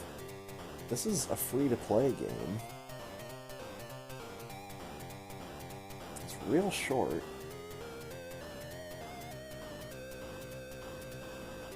And your health is the timer that's up in the upper left-hand corner.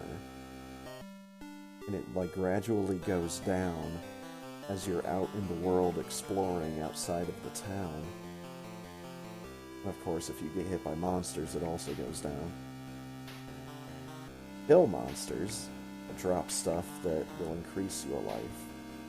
The life timer. That was the map. That grid. Many dangers.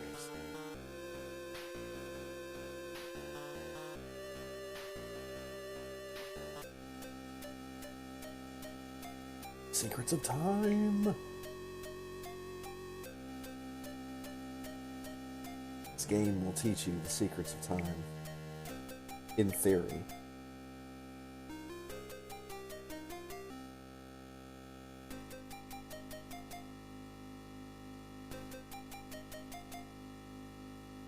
There's your bad guys.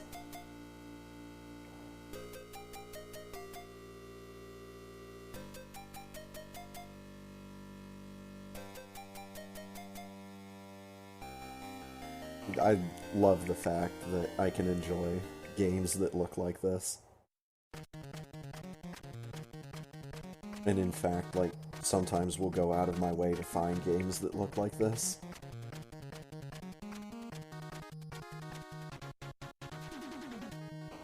I just think there's a lot of people that would see these graphics and just be completely put off. It's like, oh my god, this looks like shit. No, no, no. This doesn't look like shit. This looks great. Just the amount of detail that went into all the different rocks that make up these walls. That could have been a single tile that they just used over and over again. Maybe flipping it. They've got like 5 or 6 different rocks that they used.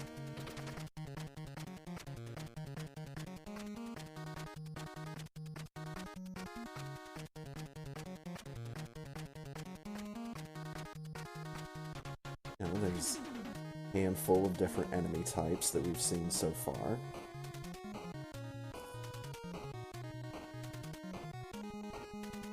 And again, this is a super short game. There's only like 3 levels or dungeons that you need to do. Then there's a boss fight.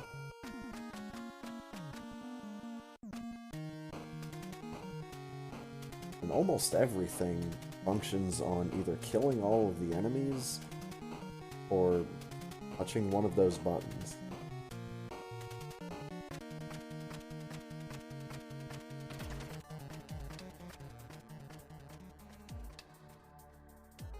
And yeah, 24 minutes. And that was... If this wasn't my first playthrough, it was my second. So yeah, super short game.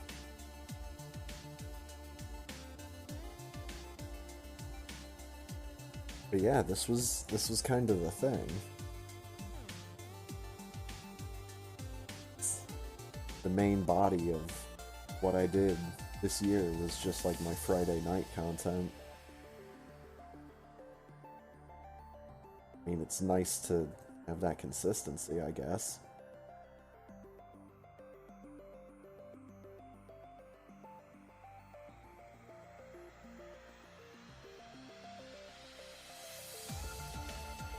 That's how you write Super Metroid in Rot 13.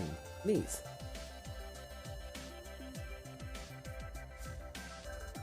I did discover the NES Dream Team ROM hack for Cocoron.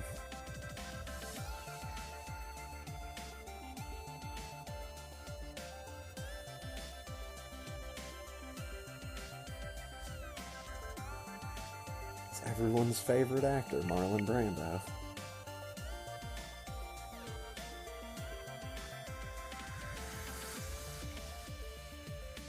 Close? Oh well.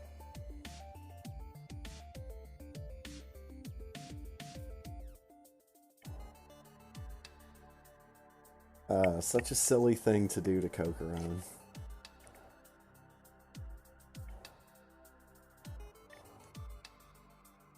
I'm glad someone did it. I forget who that was, but cheers to them.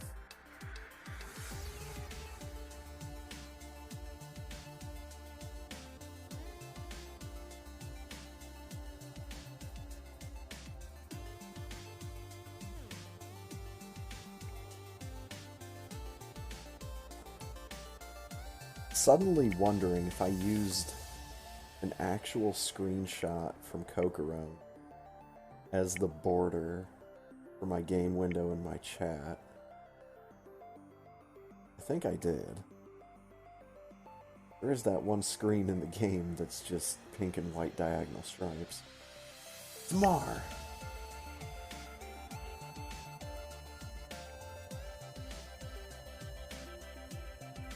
It's my jetpack flying guy. Spits out pencils. Only this time the pencils are missiles.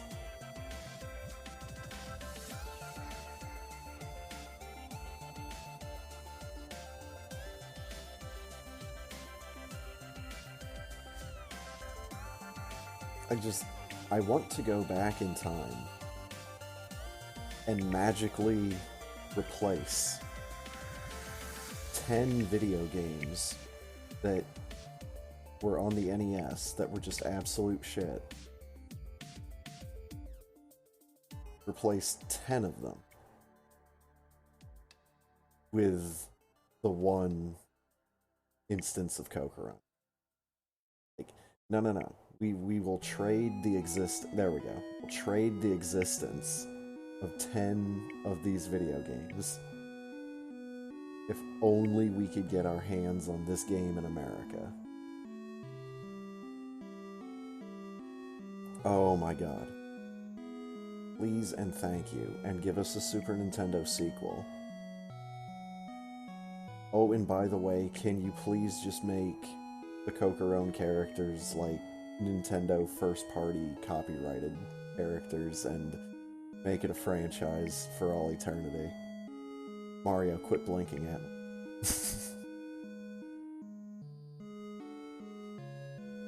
Dude, Cocoron 64? Oh my god, that would have been fucking amazing. No, please, seriously, take Earthworm Jim. we didn't need Earthworm Jim 3D.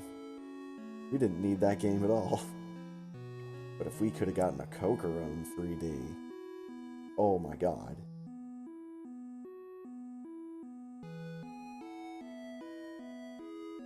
I mean, the worlds that you're in would change every time. And there'd be some other evil wizard or evil something or other, there would be some manner of animal or monster. Fuck, Japan's mythology is full of animals and monsters to pull from. They already do that. Like, themselves, so... Just have Kokoron fight the pantheon of the gods or something, I don't know.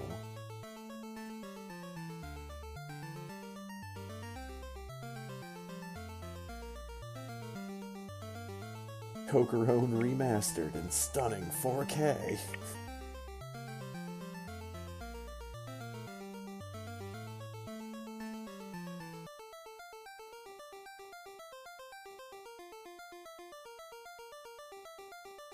Then, Ponk revealed to me that he had a whole bunch of stuff on Steam that he had gotten for dirt cheap that was now all of a sudden worth some amount of money. So, I don't know if this is still the case, but Ponk was like Big Daddy Warbucks on Steam for a hot second. So he decided to spend $60 to buy me this game, and another $60 to buy him this game. I'm glad he did. I've heard some mixed reviews / negative reviews about Tiny Tina's Wonderlands.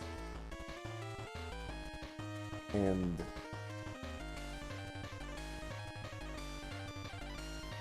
you know, I don't really remember having a whole lot of issues with what the game is in and of itself. The graphical issues that I had to deal with because I was forcing the game to run on a different version of DirectX. That's because I have a computer that is not exactly the newest model anymore.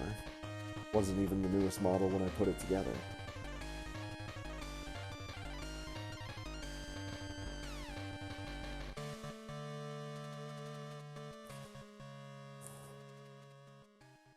But I mean, that should say something about how much I enjoyed the game.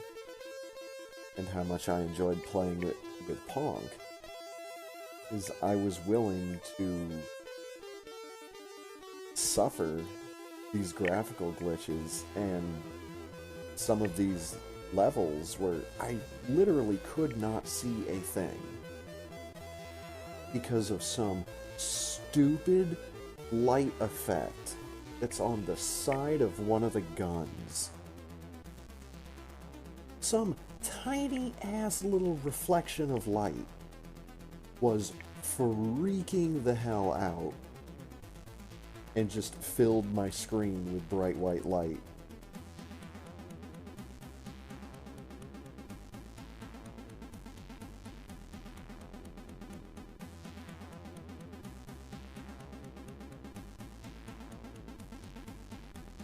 But once I was in areas that didn't have that, and once I had guns that didn't have that particular shiny spot on them, you know, then it became other issues. Like, there was that fucking thunderstorm that was over the pyramid at the end of the game, and that was just not good for me to look at. Speaking of not good for me to look at, there's a reason why I chose the face construction video. This guy was an absolute fucking mutant. The beautiful Frankenstein's monster of what the fuck was I thinking when I made this guy's face.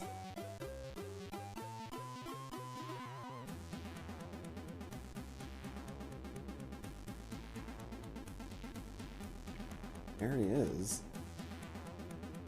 We tweak it a little bit from there, but that's mostly what my guy looked like. Terrifying monster.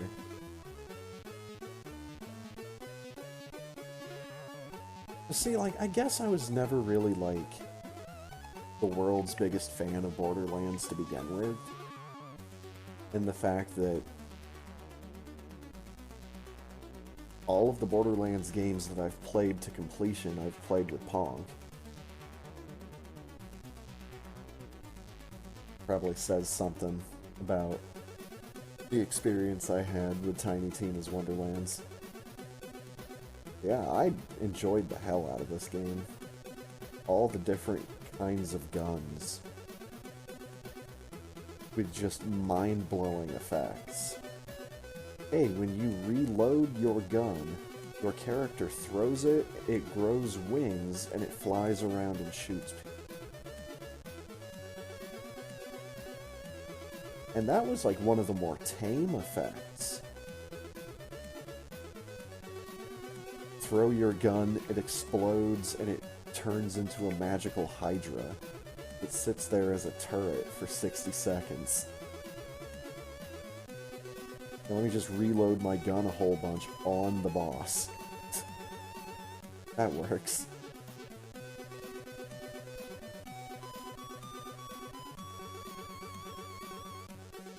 Again, a lot of dumb fun in Tiny Tina's Wonderlands. If you've got a computer that can run it, I suggest it. Maybe once it comes down in price.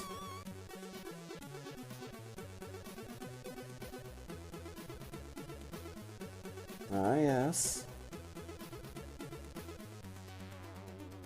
First time looking at wrlwrk, which I am planning on playing this next year. At some point in the upcoming year. wrlwrk is definitely one of the games that's on my short list that I definitely want to get to this year.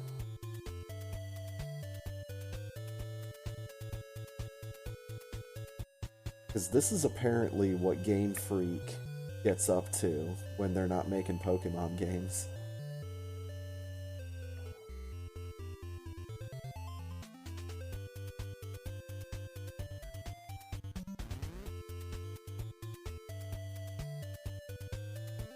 Gameplay.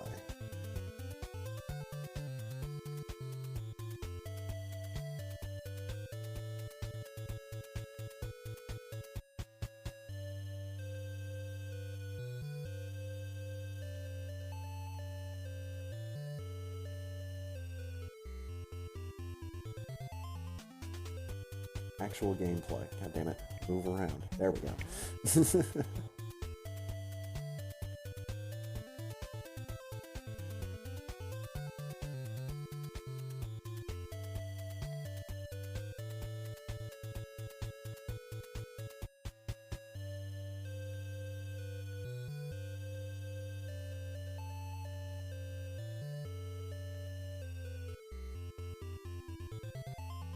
Oh yeah, you like fling an orb.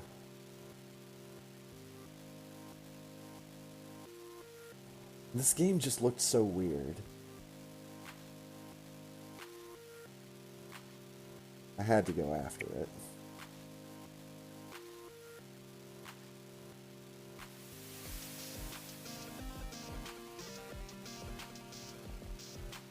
Oh yeah, you have to like collect this kind of rubble, and then you can swing this shit around. Right? Or is it that stuff?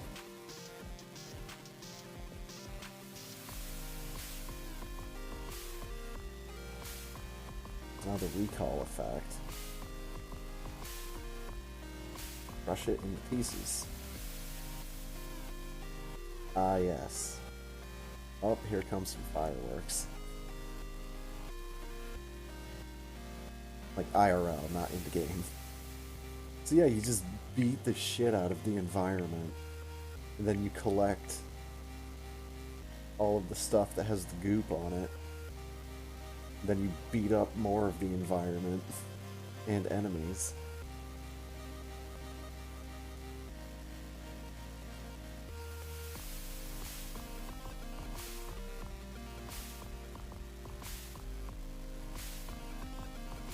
But yeah,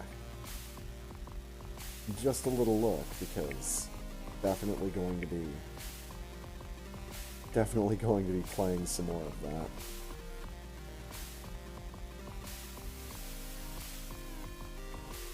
I did get a couple of hits on my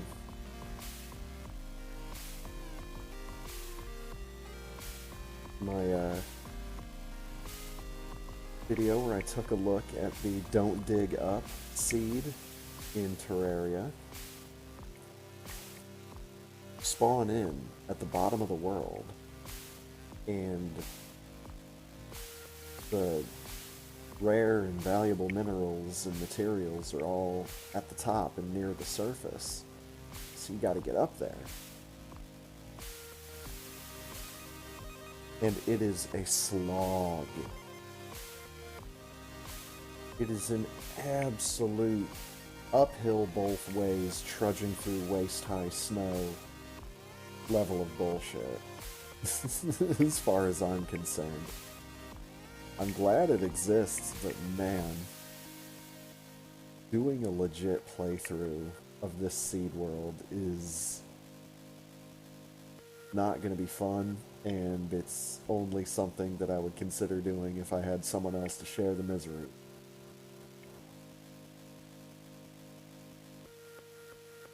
But I don't necessarily feel like subjecting someone to that.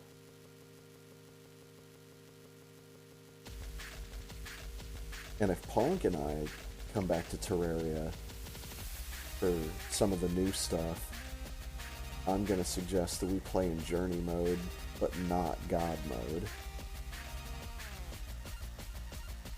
Mostly so we don't need to have storage. Build a bunker for the NPCs and that's it.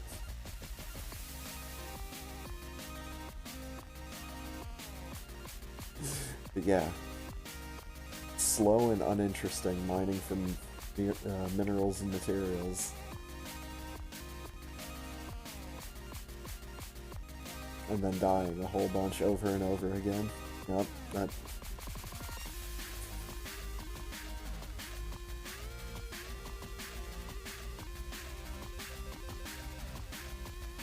Like, regular Terraria is hard enough.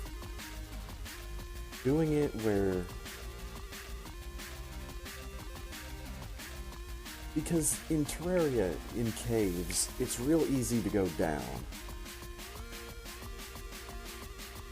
Because of ropes and other safety measures that you can get.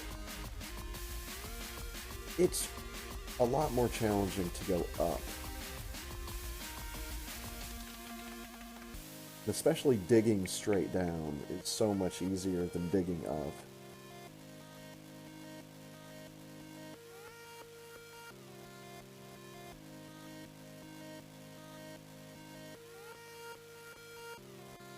Action.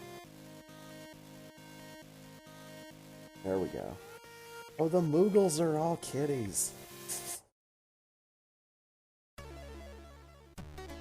This was definitely a randomizer I needed to play more of this year.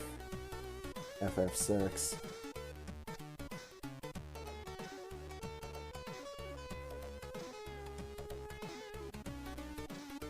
See, because I had just been using Abyssinim's randomizers for all these games for so long that I never bothered to look to see if there were other randomizers for some of these games.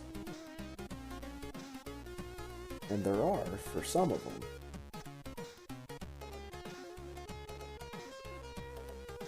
I think there was a Mystic Quest one in particular that caught my attention.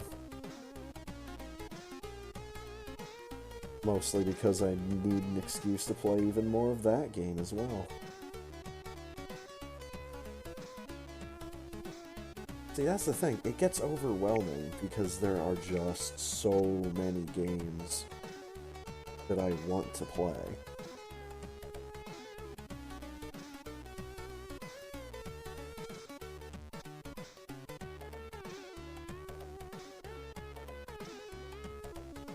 Clunk.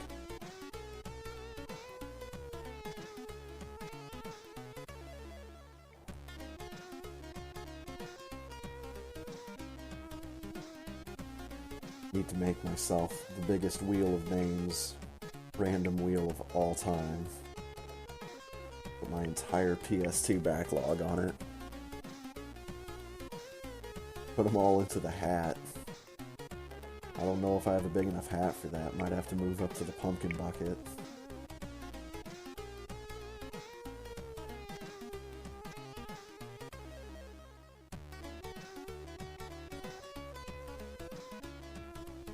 Just randomizers, a lot of fun as well, because all the goofy shit that your characters get to do in the randomizer, and some of the completely overpowered attacks that you just get for free as menu commands. You don't get stuff that's that strong when you're doing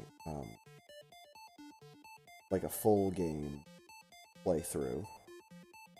Mostly just when you do the Kefka at Narsh shorter playthrough.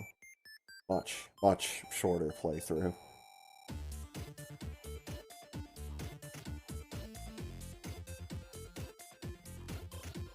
Full game is multiple times longer than getting up to Kefka at Narsh. Getting up to Kefka at Narsh is kind of where the story starts getting interesting. Some could say. Also, this fucking layout that I made. The cool thing about it, it's the same picture, but obviously I've changed the colors. Just with, you know, a slider in paint.net. You know, the hue slider, there we go. It's like the original image is the one that's the warm colors. The reds and the yellows and the oranges that I used for the border on game window and the chat. GIF in the bottom right. And I made it blue for the background.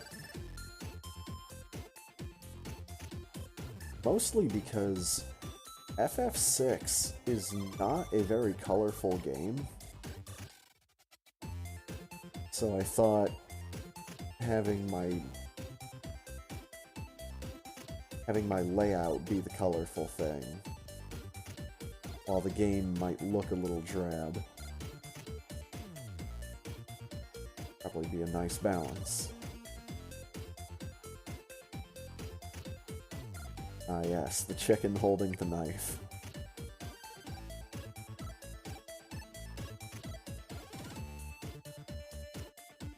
And there's the Mystic Quest, Rando.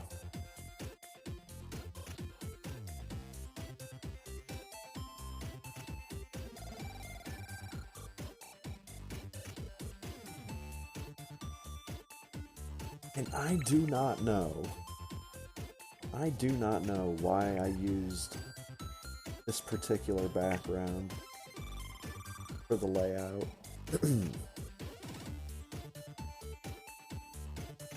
Like yellow diamonds on black fading into infinity with a slice of light going through it. There's something about it that looks appropriate for this layout. I don't know. It's the one I went with. I don't really feel like changing it.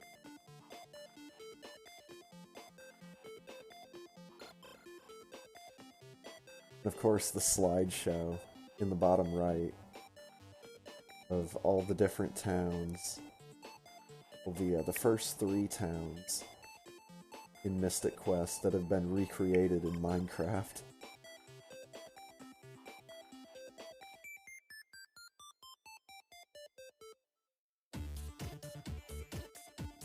Where's Phoebe Jr.?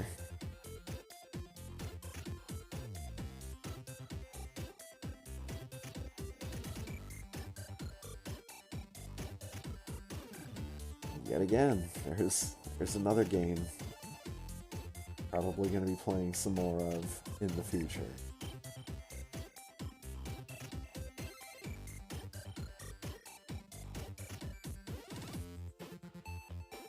But we're already kind of getting close to the end of the different stuff. So, you know, we had a big 10-part playthrough, Tiny Tina's Wonderlands. That was... each session was multiple hours long. Had some more coke around.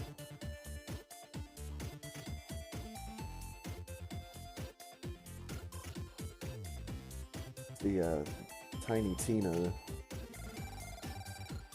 for a large chunk of time, ended up replacing Link to the Past. We went back to it every once in a while. Kind of had it as a standby in case Ponk wasn't near his computer or didn't have his controller.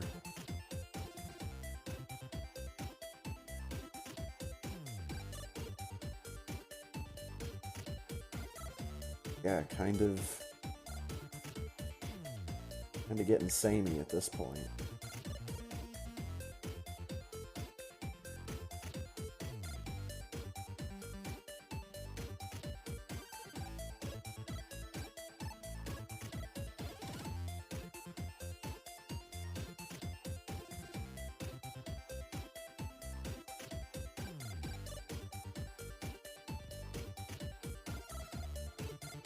By the way, this link that's in my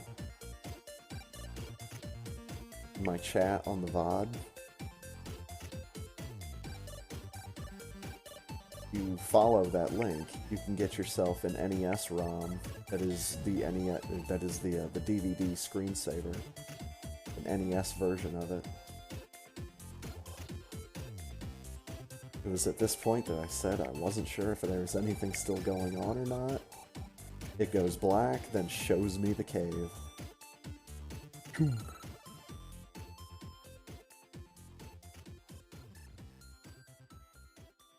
This is... Dragon View is just some weird fucking magic. So bizarre that if you play the game in just the right way, you could get lucky and access the ending of the game like a third of the way through. A shame that this actually broke during the very beginning of the third part of the credits. Part 1, the blue screen, the actual credits. Part 2. Part 3, our hero wanders around town and eventually ends up proposing to his girlfriend, become king and queen. Then the fourth part is, I think, more white text on black background.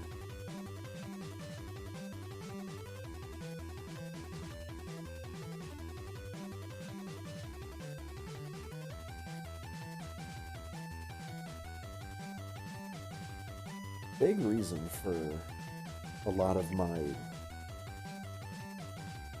non-streaming, I guess, this year was just the fact that I was playing stuff offline. But I don't necessarily want to get to a point where I feel like if I'm playing a game, I have to be streaming.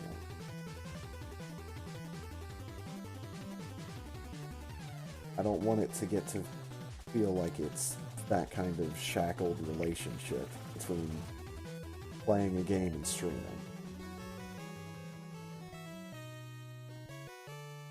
So there was a lot of Skyrim, a lot of Terraria, mostly those two. Lately some Starbound been mixed in. Because a lot of nights, I don't necessarily feel like streaming. I may feel like opening up a game and listening to some dumb podcast for the next 4 hours.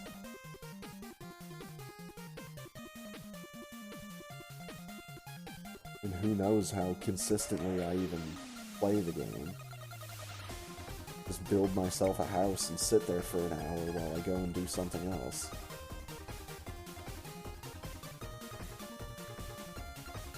Alright, where's that big dumb boss fight? Go that thing again. Not that big dumb boss.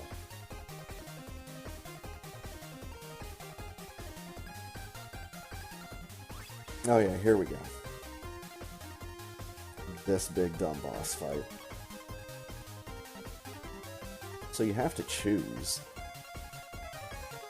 like which one you want to start with.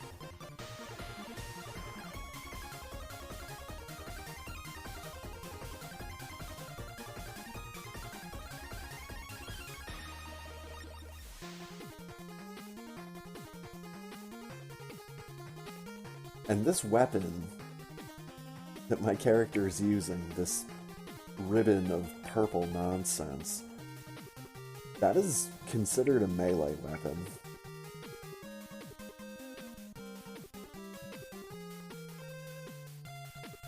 And then I've got an accessory that makes that second stream of the purple nonsense come down from the sky.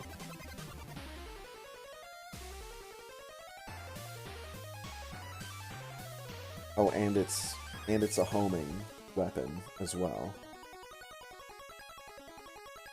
It's not the strongest homing effect in the world. Some stuff still can get lost.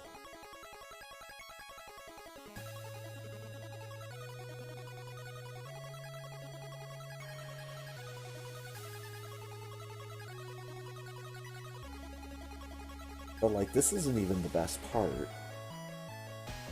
Best part is when the other two forms of this boss show up at the same damn time. The big crazy robot worm, and then the big multi-armed thing that just sits on the top of your screen.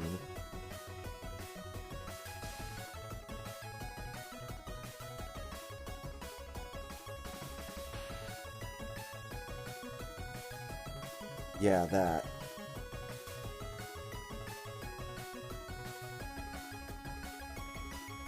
I might need to start watching people's playthroughs of this mod to understand how the fuck you're supposed to survive something like this.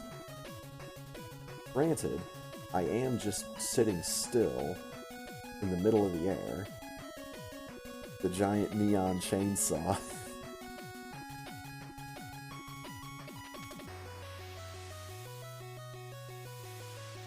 But even that's not immediately cutting through this boss, and that's one of the strongest melee weapons in the mod.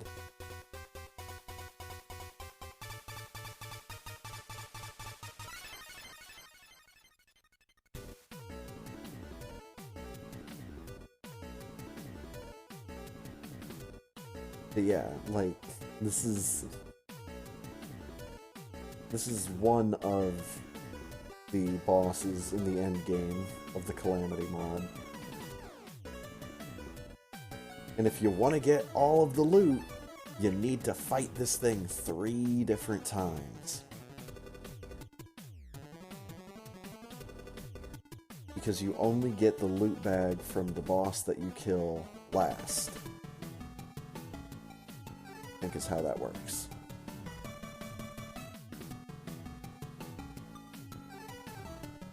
But yeah, just a bonkers boss fight. Well, we're getting up to just a couple of days ago here.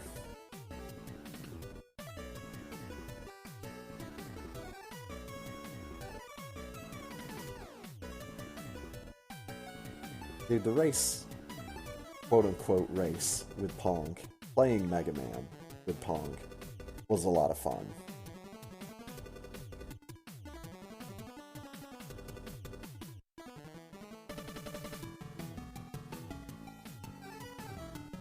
Because he was still of the mindset that he needed to at least try to go fast.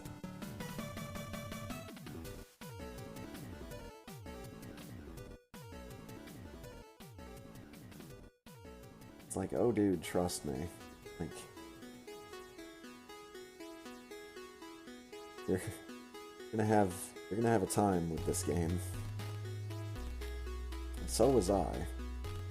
I forgot you could just stand on those things and they wouldn't dump you off just for standing there.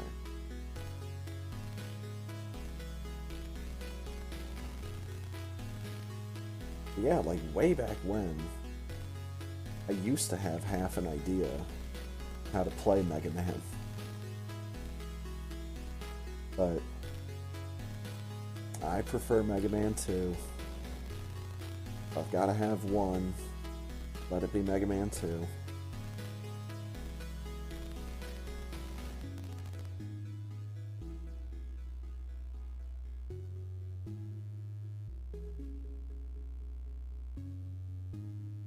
Also, just over the moon at how well the Merry Christmas neon lights fit into that bottom window on the Get Equipped With slideshow down there.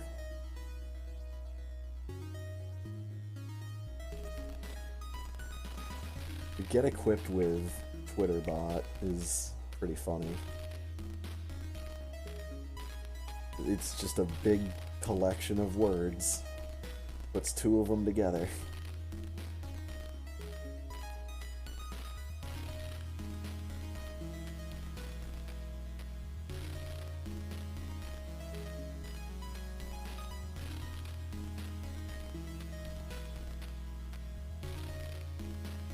Yes.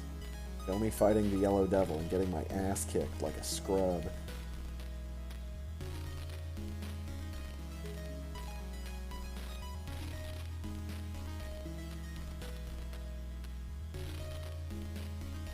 Dude, I have a t-shirt of the Yellow Devil.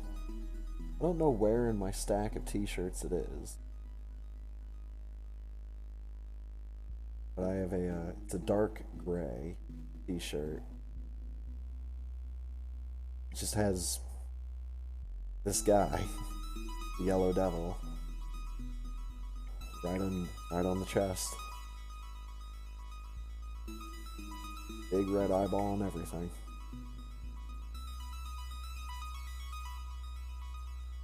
I forget the way to quick kill this guy. Like, I've seen speedruns of Mega Man 1. I know there's a way to quick kill that boss. Just don't know what it is exactly. Oh, these fucking big eyes. The worst enemy in the game.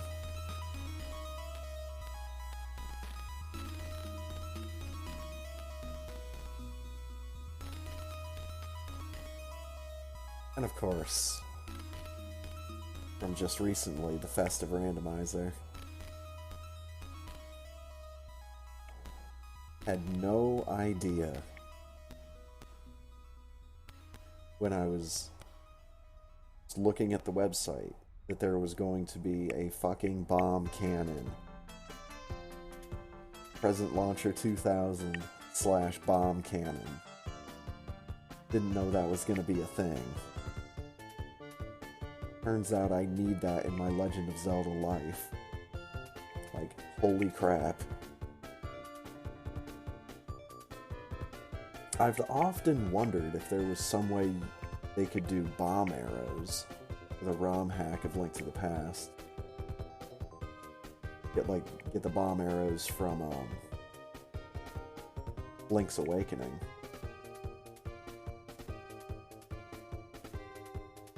But having like the cannon, it's basically like the same kind of cannon that one of the soldiers has. If yours shoots a big bouncy bomb instead of a spiky ball that defies gravity.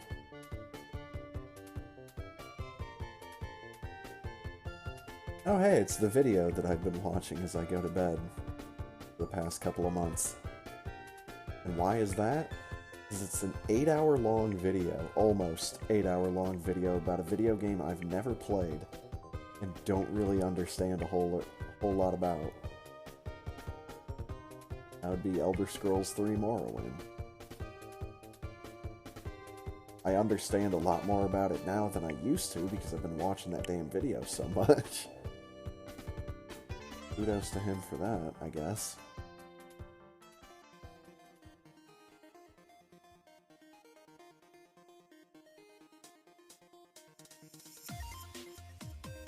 Oh, the firemen.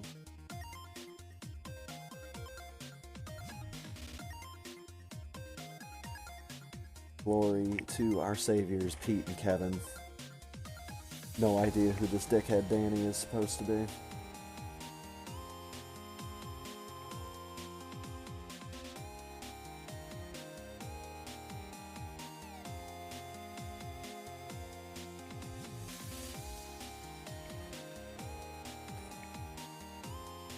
Didn't really get around to beating a whole lot of new and different video games this year.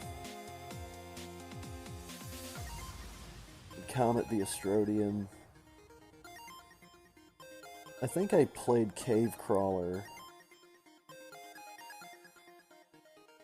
Maybe like as an intermission between the Super Metroid races, because remember that game being super short.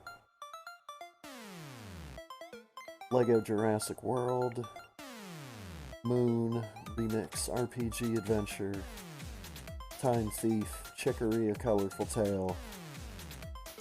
And I also did play a bit of Elder Scrolls 4 Oblivion this year.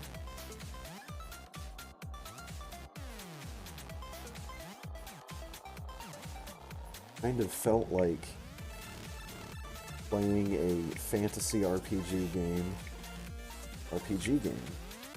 Felt like playing a fantasy RPG with keyboard and mouse. And I remembered that I couldn't figure out how to get a controller layout that I liked for Oblivion. I kept it on keyboard and mouse. I went back to that for a little while.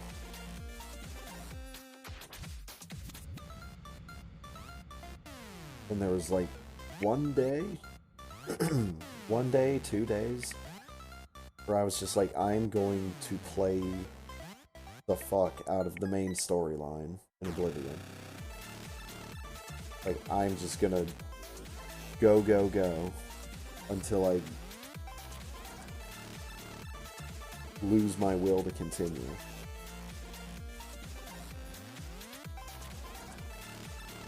And eventually I got through it. And there was another couple of big things, like the Shivering Isles DLC.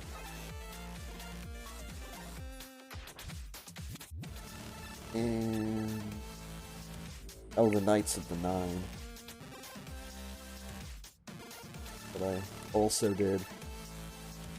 I'm probably gonna come back to Oblivion at some point, but I don't think I'm gonna stream it.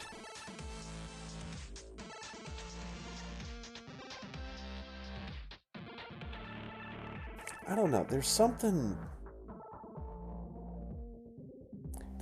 about Oblivion that I can't quite put my finger on. And I'm wondering if it's because I'm kind of going backwards through the series, like I tend to do with these games.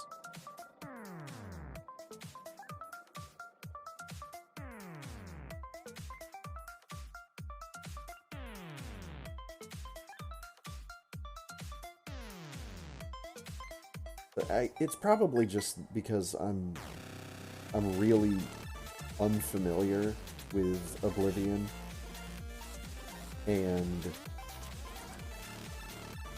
I don't know if I'm going to give it the same chance that I gave Skyrim.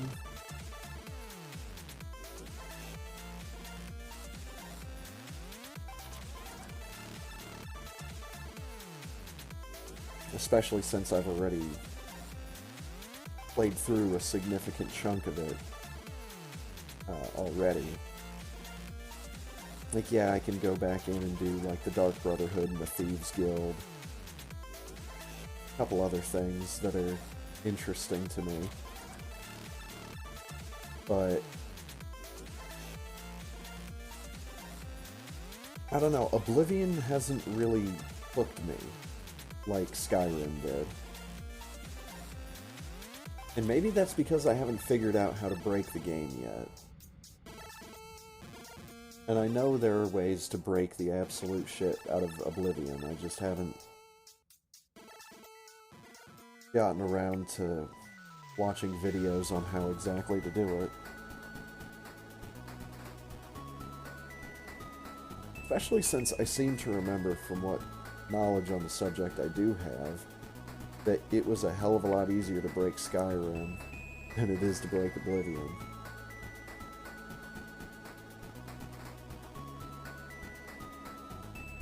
And when I say break for Skyrim, I of course mean break in all capital letters in the impact font, size 100. Because being able to enchant yourself a piece of armor or a piece of jewelry that increases your life points by such a significantly absurd number that the game just completely loses track of checking your health. Like,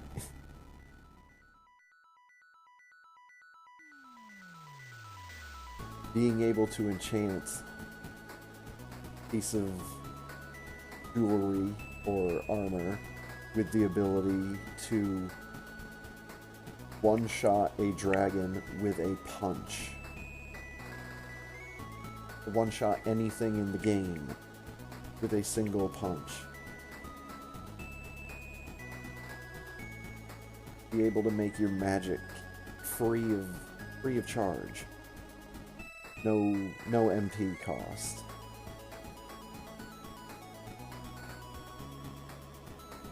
Fuck, the most difficult way to absolutely break Skyrim is the trick you have to do in order to get rid of the shout cooldown. Because in order to get the shout cooldown down to 0 is the trick where you turn into a werewolf while you have a companion and initiate a trade with them on the same frame that you transform into a werewolf.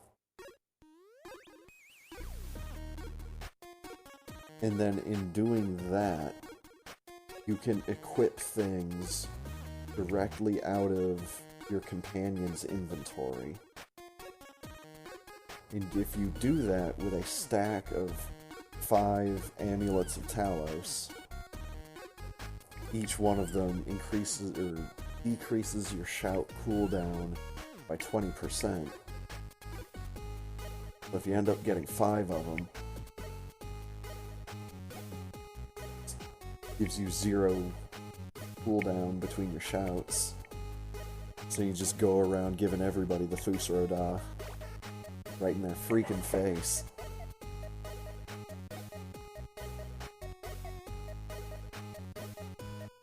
Which, of course, when you combine that with the perk, it makes your shouts able to disintegrate people into piles of ash. That always feels fun. So anyways, this was the Fireman from just a couple days ago. Man, what a great video game. I really like this layout, too. All the dancing fools are... You know, they can be there. That's fine. The flaming background with the giant snowflakes. The candy cane borders with the Christmas lights.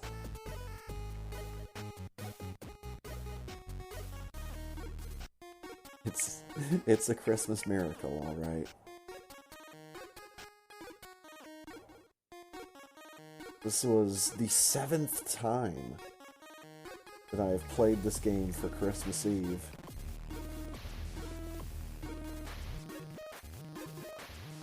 One of these days, I'm gonna have to challenge it on normal again. I might not wait for Christmas Eve in order to do that, though.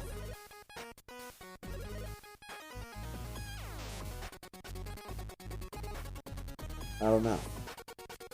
I kind of like having this as a weird Christmas tradition.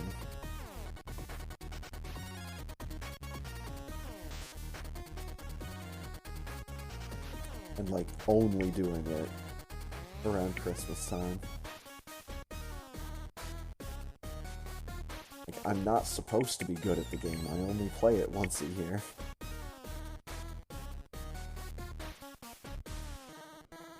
But it's the one that I come back to every year. A lot of fun. A lot of fun. Big fan of, again, all the different types of flame enemies that you encounter in the visually different flames that behave differently and everything.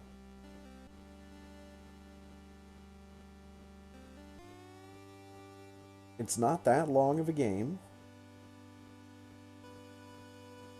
and it takes place during Christmas. There you go.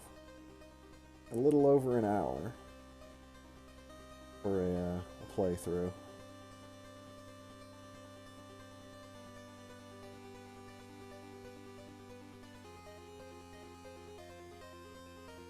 Well, I guess I'll take a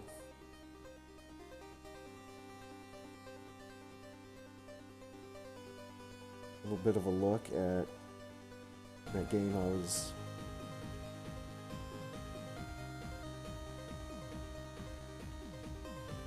playing yesterday.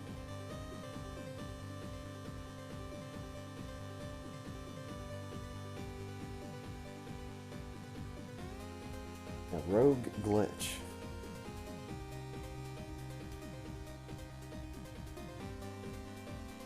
Visually, this game is right up my alley.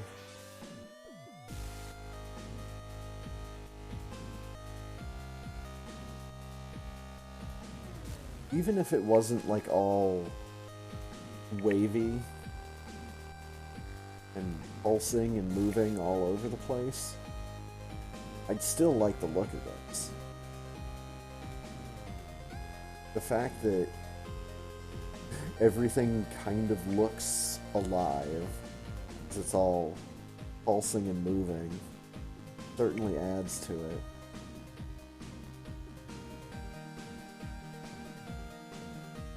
And it's something I hadn't really considered for the really low bit design aesthetic.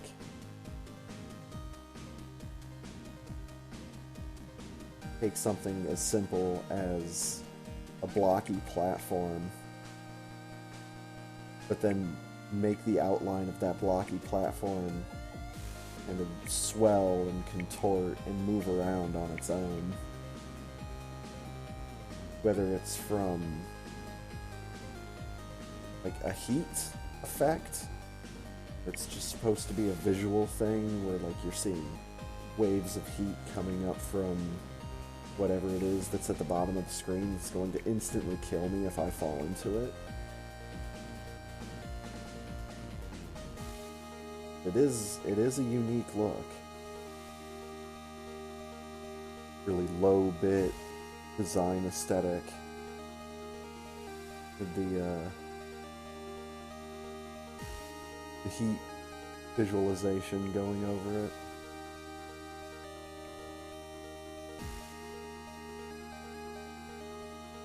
But that, if you can believe it, it's just about everything that I did this year.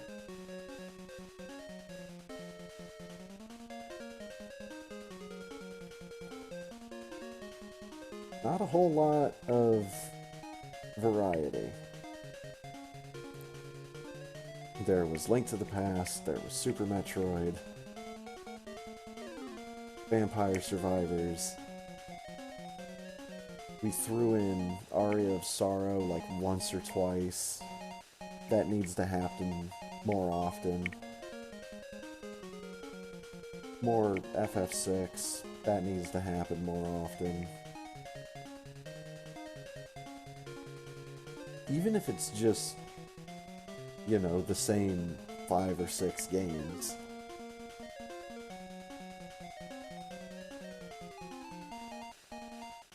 Have a connection with those handful of games.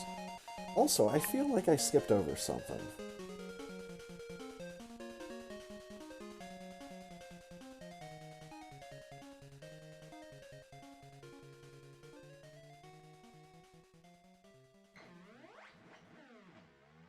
Where's October?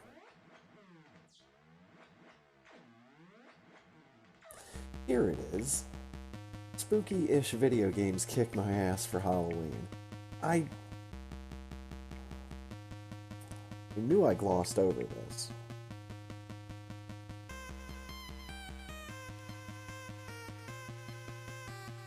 So yeah, it does kind of suck that I DNF'd a handful of games on my spooky mini marathon.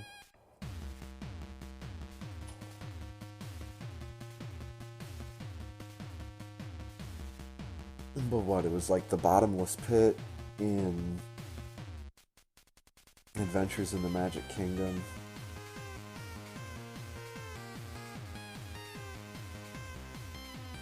And there was something else, but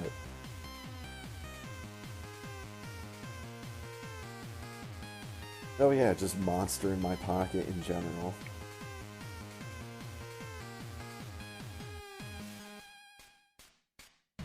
This is an absolute hidden gem of the NES. Absolute hidden gem.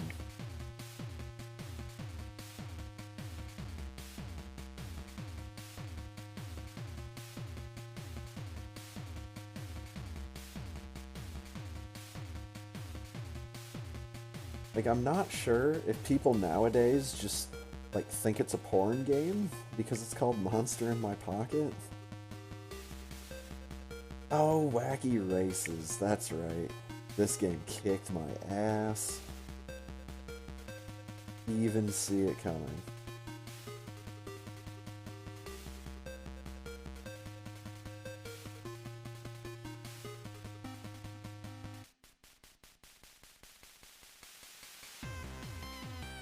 Of course, some more Cocorone.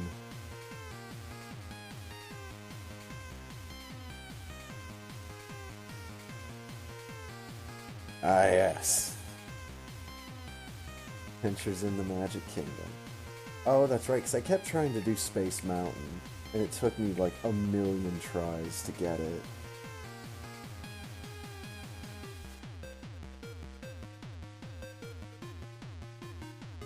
And I went and did the racing bit.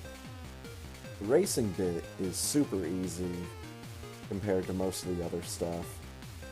And you can just redo it over and over and over and over again. And you'll keep getting the stars, and you'll keep getting the good rewards from doing it.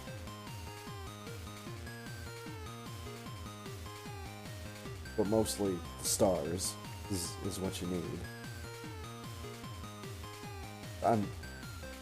I'm still kind of aggravated because I never owned this game and I never had the instruction manual.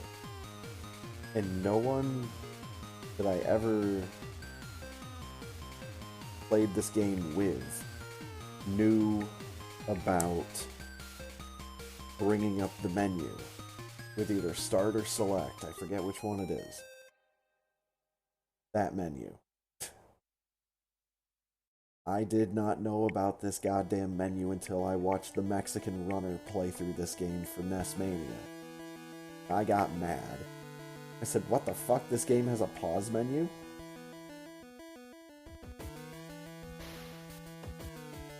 I couldn't believe it. And then once I saw what all you could do from the pause menu, all the different powers and special things you could buy with those stars, like, yeah, I should have been trouncing this game as a child.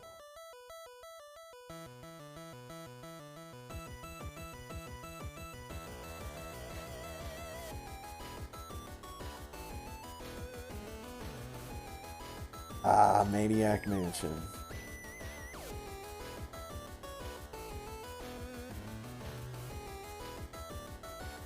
I love this game.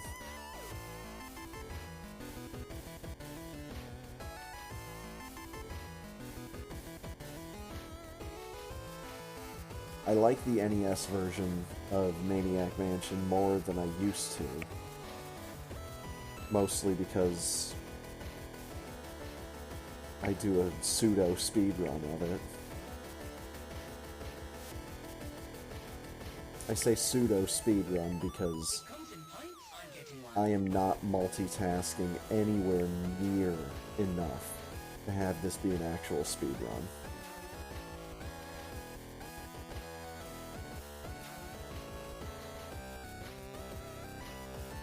Like, you have got to be moving and doing like 3 different things all at once.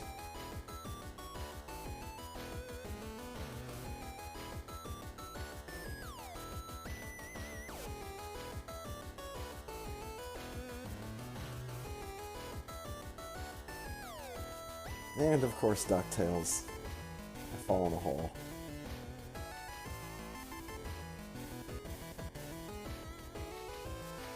DuckTales is my favorite game to throw onto one of these spooky mini marathons. Because what could be spookier than going to Transylvania? Going to Transylvania 3 times.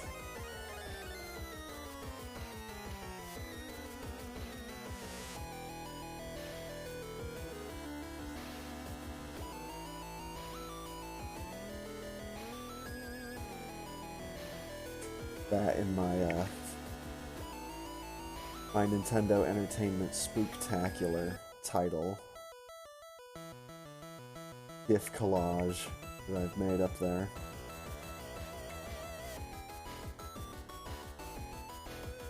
I really like the way that looks.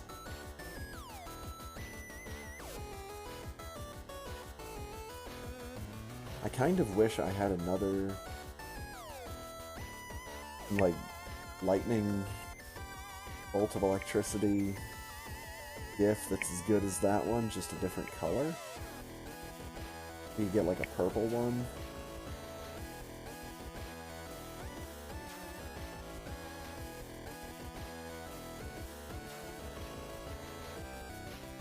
Yeti fight. I'm gonna get mad here in just a second. Yep, I got hit by a snowball.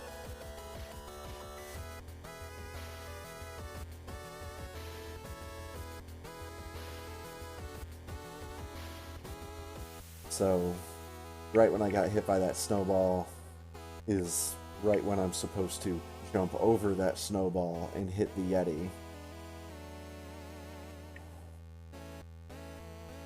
That's, quicker than waiting for him to jump across the screen.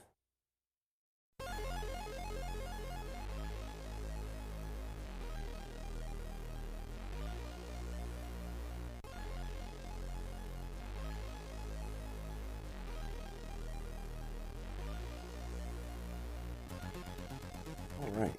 I feel like I need to comb through this again to make sure that I didn't miss anything else.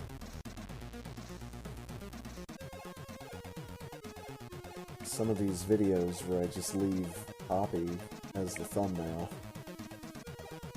Sometimes I just don't know.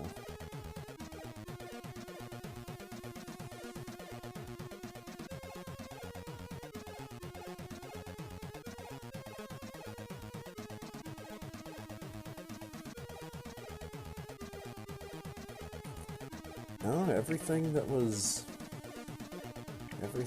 new and different and given its own independent video. Looks like that was covered and talked about at least a little bit.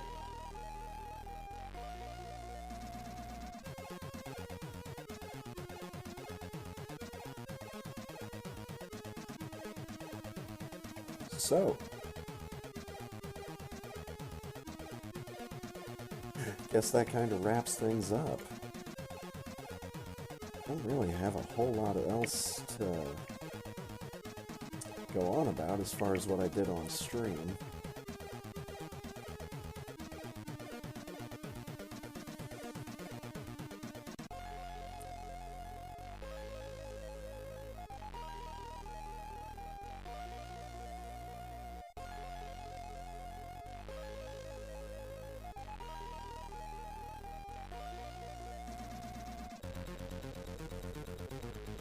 Well, there's, I guess, something I can close out with. There's definitely a couple of games that I've picked up this year, and if not this year, then very recently, that I absolutely want to do full playthroughs of.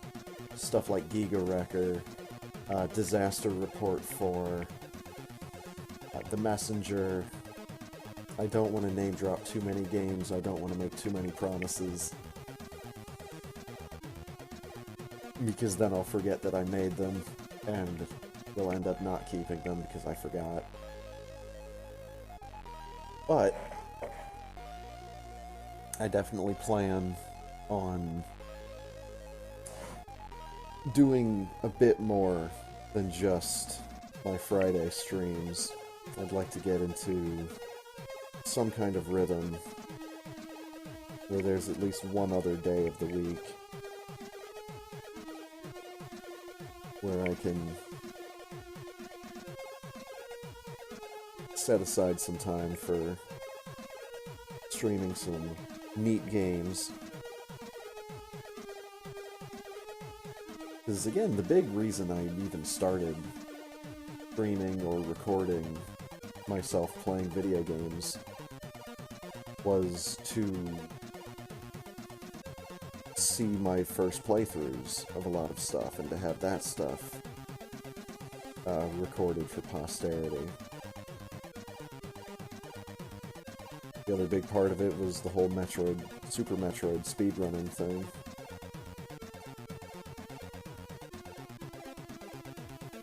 Kinda wanted to record my progress over the years. So, I definitely think some new and different video games could be coming at you from me at some point throughout the year.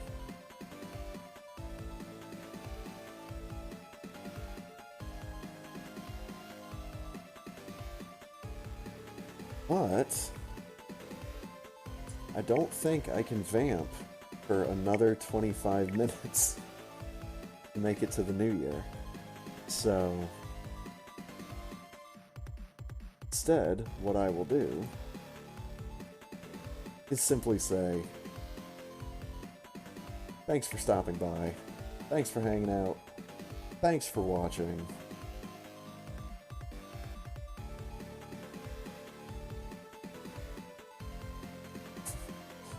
Didn't feel like 3 hours.